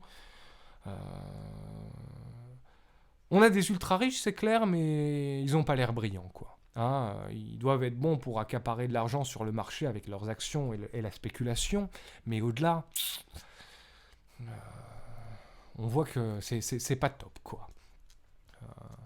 Donc voilà, toute la Macronie a été une histoire de la violence pour défendre les politiciens et faire transiter l'argent de façon gravitationnelle. Ce qu'ils appellent le ruissellement, en fait, tout au long de la Macronie, ça a été de l'anti-ruissellement. C'est-à-dire que la pluie est venue de vous, les classes populaires, ils vous ont asséché, et la pluie est remontée vers le haut, vers les ultra-riches.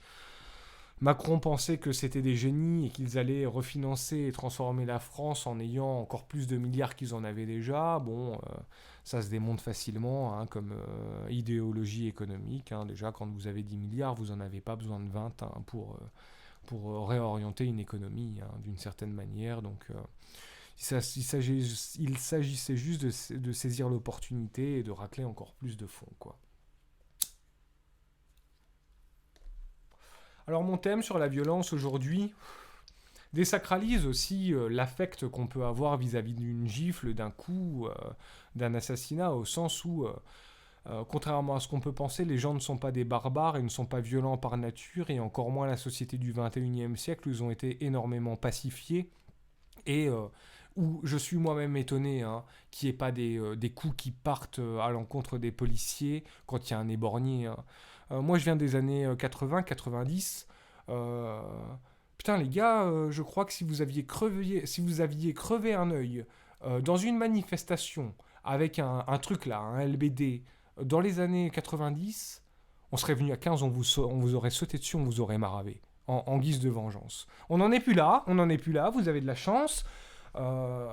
Mais il y aurait eu une rafle, quoi, à une époque. Donc vous voyez bien que ça s'est très très pacifié, que les gens ont élevé leur degré de tolérance quand même vis-à-vis de la violence d'État. Alors ils l'ont baissé vis-à-vis de la violence dans la population elle-même, mais ils l'ont augmenté vis-à-vis de la violence d'État. Et ça, c'est une chance pour vous, mais il ne faut pas pousser le bouchon trop loin. Et s'il n'y a pas des leviers qui se font, des leviers démocratiques qui se font très rapidement dans les corps de protection armés que sont l'armée et la police, de façon exceptionnelle. On ne vous demande pas de faire de la politique en règle générale, et on demande pas à l'armée de sortir de son devoir de réserve en règle générale, mais là on n'est pas dans une situation normale, on est dans une situation véritablement extraordinaire, dans une véritable transition à 90 degrés, un angle droit, et j'ai l'impression qu'aucun des champs sociaux et des professions ne peut se passer d'y participer, vous voyez. C'est presque obligatoire que vous soyez engagé dans le processus. Vous ne pouvez pas vous tenir à distance de tels phénomènes de crise sociale et de tels tournants de société, quoi, où plus rien ne va, et où le problème est politique, et où ce problème, en fait, vous le défendez. Et donc, vous faites perdurer la situation de carnage, de massacre, de déstabilisation des lois, de viol des traités fondamentaux, etc. Vous ne pouvez pas continuer à protéger ça, quoi, parce que ça va partir en vrille. Il arrive un moment où la justice, où le camp du bien, avec ses règles, ses lois, une justice qui est égale pour tous, où la distribution des richesses est à peu près bien établie, tout ça, de toute façon, on y reviendra, que vous le vouliez ou non, et j'ai peur que si vous ne réagissiez pas et que vous ne preniez pas la mesure de la situation, cette situation se rétablira en vous tapant dessus, quoi. Donc, réagissez avant qu'il ne soit trop tard. Prenez la mesure politique de la situation, comprenez bien qu'il va falloir faire pression, pour l'instant diplomatiquement et pacifiquement, pour que chacun comprenne que les politiciens n'ont plus de légitimité, quoi. Et que ils en ont d'autant moins qu'ils ne servent plus le peuple, mais uniquement, la plupart du temps, leurs intérêts particuliers. Soit pour défendre leur place, soit pour défendre leur prestige, leurs privilèges. Et ça va pas, parce que dans une période de transition comme celle-ci, on doit faire une bifurcation vers ce qui concerne les intérêts de toute la population, les intérêts universels d'une manière générale. Meilleure répartition des richesses pour des investissements diversifiés, la question de l'économie qui doit être à nouveau régulée parce qu'elle part complètement en burne et nous fait une crise économique qui nous appauvrit tous les 8 ans, tous les 10 ans, question écologique avec une meilleure préservation de la faune et de la flore qui est en pleine extinction. Vous savez bien que c'est les sujets les plus importants et vous savez aussi que personne n'en parle au niveau des politiciens. On a dit quels étaient leurs sujets, des sujets d'autolégitimité, d'autorelégitimation. Ils ne travaillent que pour eux et leurs sujets ne sont que des sujets d'autopromotion. Ça suffit. Ça suffit, les gars, les politiciens, si vous êtes plus capables de travailler pour le peuple, et on voit bien que vous en avez plus les moyens, vous n'êtes plus capable de réfléchir au-delà de votre cadre d'intérêt particulier. C'est aussi pour ça qu'on va vous dégager. C'est parce que vous n'êtes plus capable de penser le bien commun, et vous n'êtes plus capable de penser le bien commun parce que ça fait des dizaines d'années qu'économiquement et même spatialement, vous êtes complètement déconnecté du peuple que vous êtes censé servir. Et donc là, on a atteint une zone de non-retour. C'est-à-dire que vous pouvez essayer de vous relégitimer avec des thèmes, vous pouvez essayer de paraître noble, bon, sincère, c'est trop tard. Vous avez été trop loin, vous avez franchi une frontière, ça a duré 30 ans, c'est-à-dire toute une génération, et le bilan est fait, l'évaluation est passée, vous êtes terminé, quoi. Et ça, maintenant, il va falloir accepter votre échec. Et si vous acceptez pas votre échec et que vous continuez à jouer les mauvais perdants en déployant des armées contre la population que vous êtes censé servir pour la mater, pour continuer à régner, ça va mal se finir. D'accord ? Alors maintenant, j'aimerais aussi vous dire que, putain les gars, même si vous êtes plus débuté parce que la population vous remplace en termes de législateur, mais vous avez des diplômes, vous avez déjà un capital. De quoi est-ce que vous avez peur au juste en perdant l'ancienne démocratie dans laquelle vous accapariez de façon exclusive tout le pouvoir ? Vous allez avoir un avenir de toute façon. Vous n'allez pas, sous prétexte qu'on change de système démocratique pour le rendre à la population, vous n'allez pas finir sous un pont ou la tête sur une pique. Au contraire, si vous partez gentiment et diplomatiquement du pouvoir en comprenant la situation, il vous arrivera rien, parce qu'on sera reconnaissant, même si c'est un peu tard, que vous ayez compris quelle est la politique, quel est le phénomène politique majoritaire et primordial dans la France d'aujourd'hui. Mais si vous vous entêtez, si vous voulez tirer la couverture pour vous le plus loin possible, et si vous ne voulez pas lâcher le jouet démocratie que vous manipulez mal, et bien là, ça se terminera mal. Et là, ça se terminera dans la violence, d'autant que, comme je l'ai démontré dans cette émission, c'est le seul recours qu'on a. C'est le seul recours que vous nous avez laissé.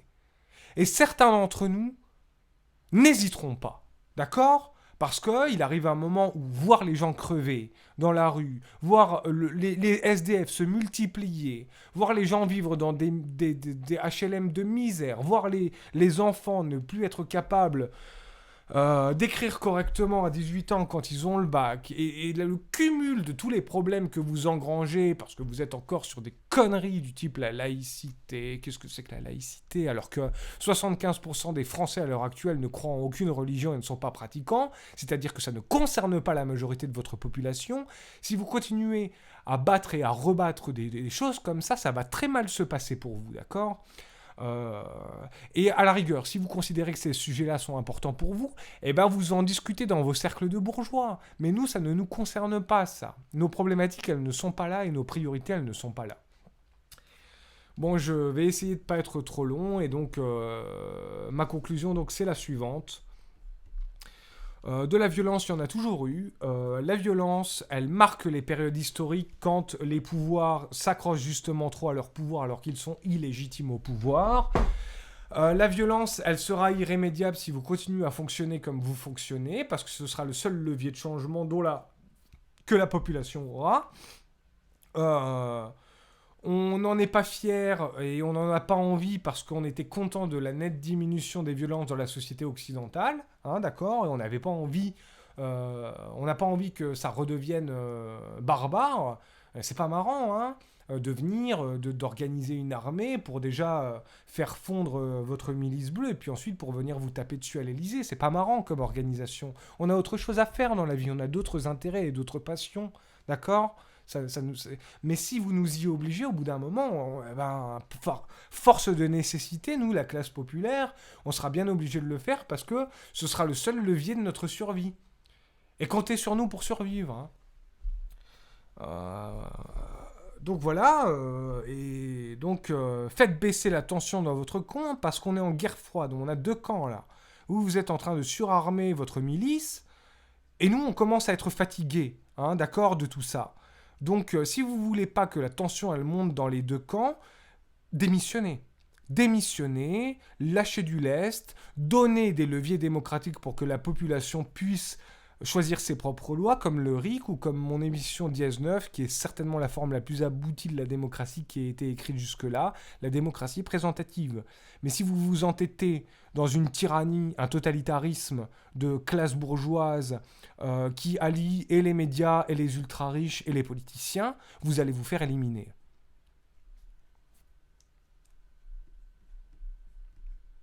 Et personne ne le souhaite.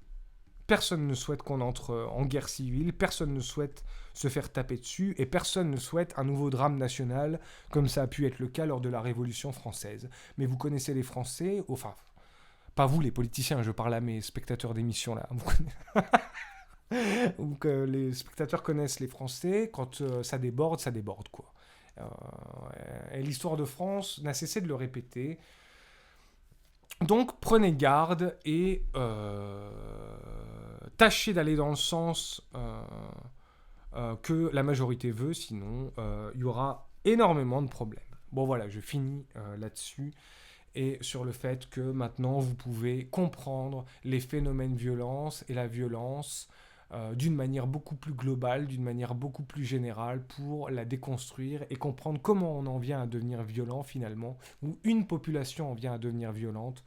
C'est quand elle est submergée, quand elle est au ras des pâquerettes économiques qu'elle n'arrive plus à survivre et quand surtout elle n'a plus aucun moyen diplomatique et pacifique de se faire entendre et d'avoir la société et la cité qu'elle souhaite avoir pour elle-même, dans son présent, dans son avenir et pour ses enfants. Et si vous nous ôtez tout ça, si vous continuez à garder le monopole de tout ça, des décisions de l'avenir, des décisions du présent, et si vous continuez à accaparer de façon totalitaire le législatif, dans la cité, etc., etc., eh bien, ça a fonctionné de Gaulle jusqu'à présent, mais ça ne peut plus fonctionner au début du 21e siècle, en 2021. Et ça ne va pas fonctionner jusqu'en 2100. Que les choses soient claires.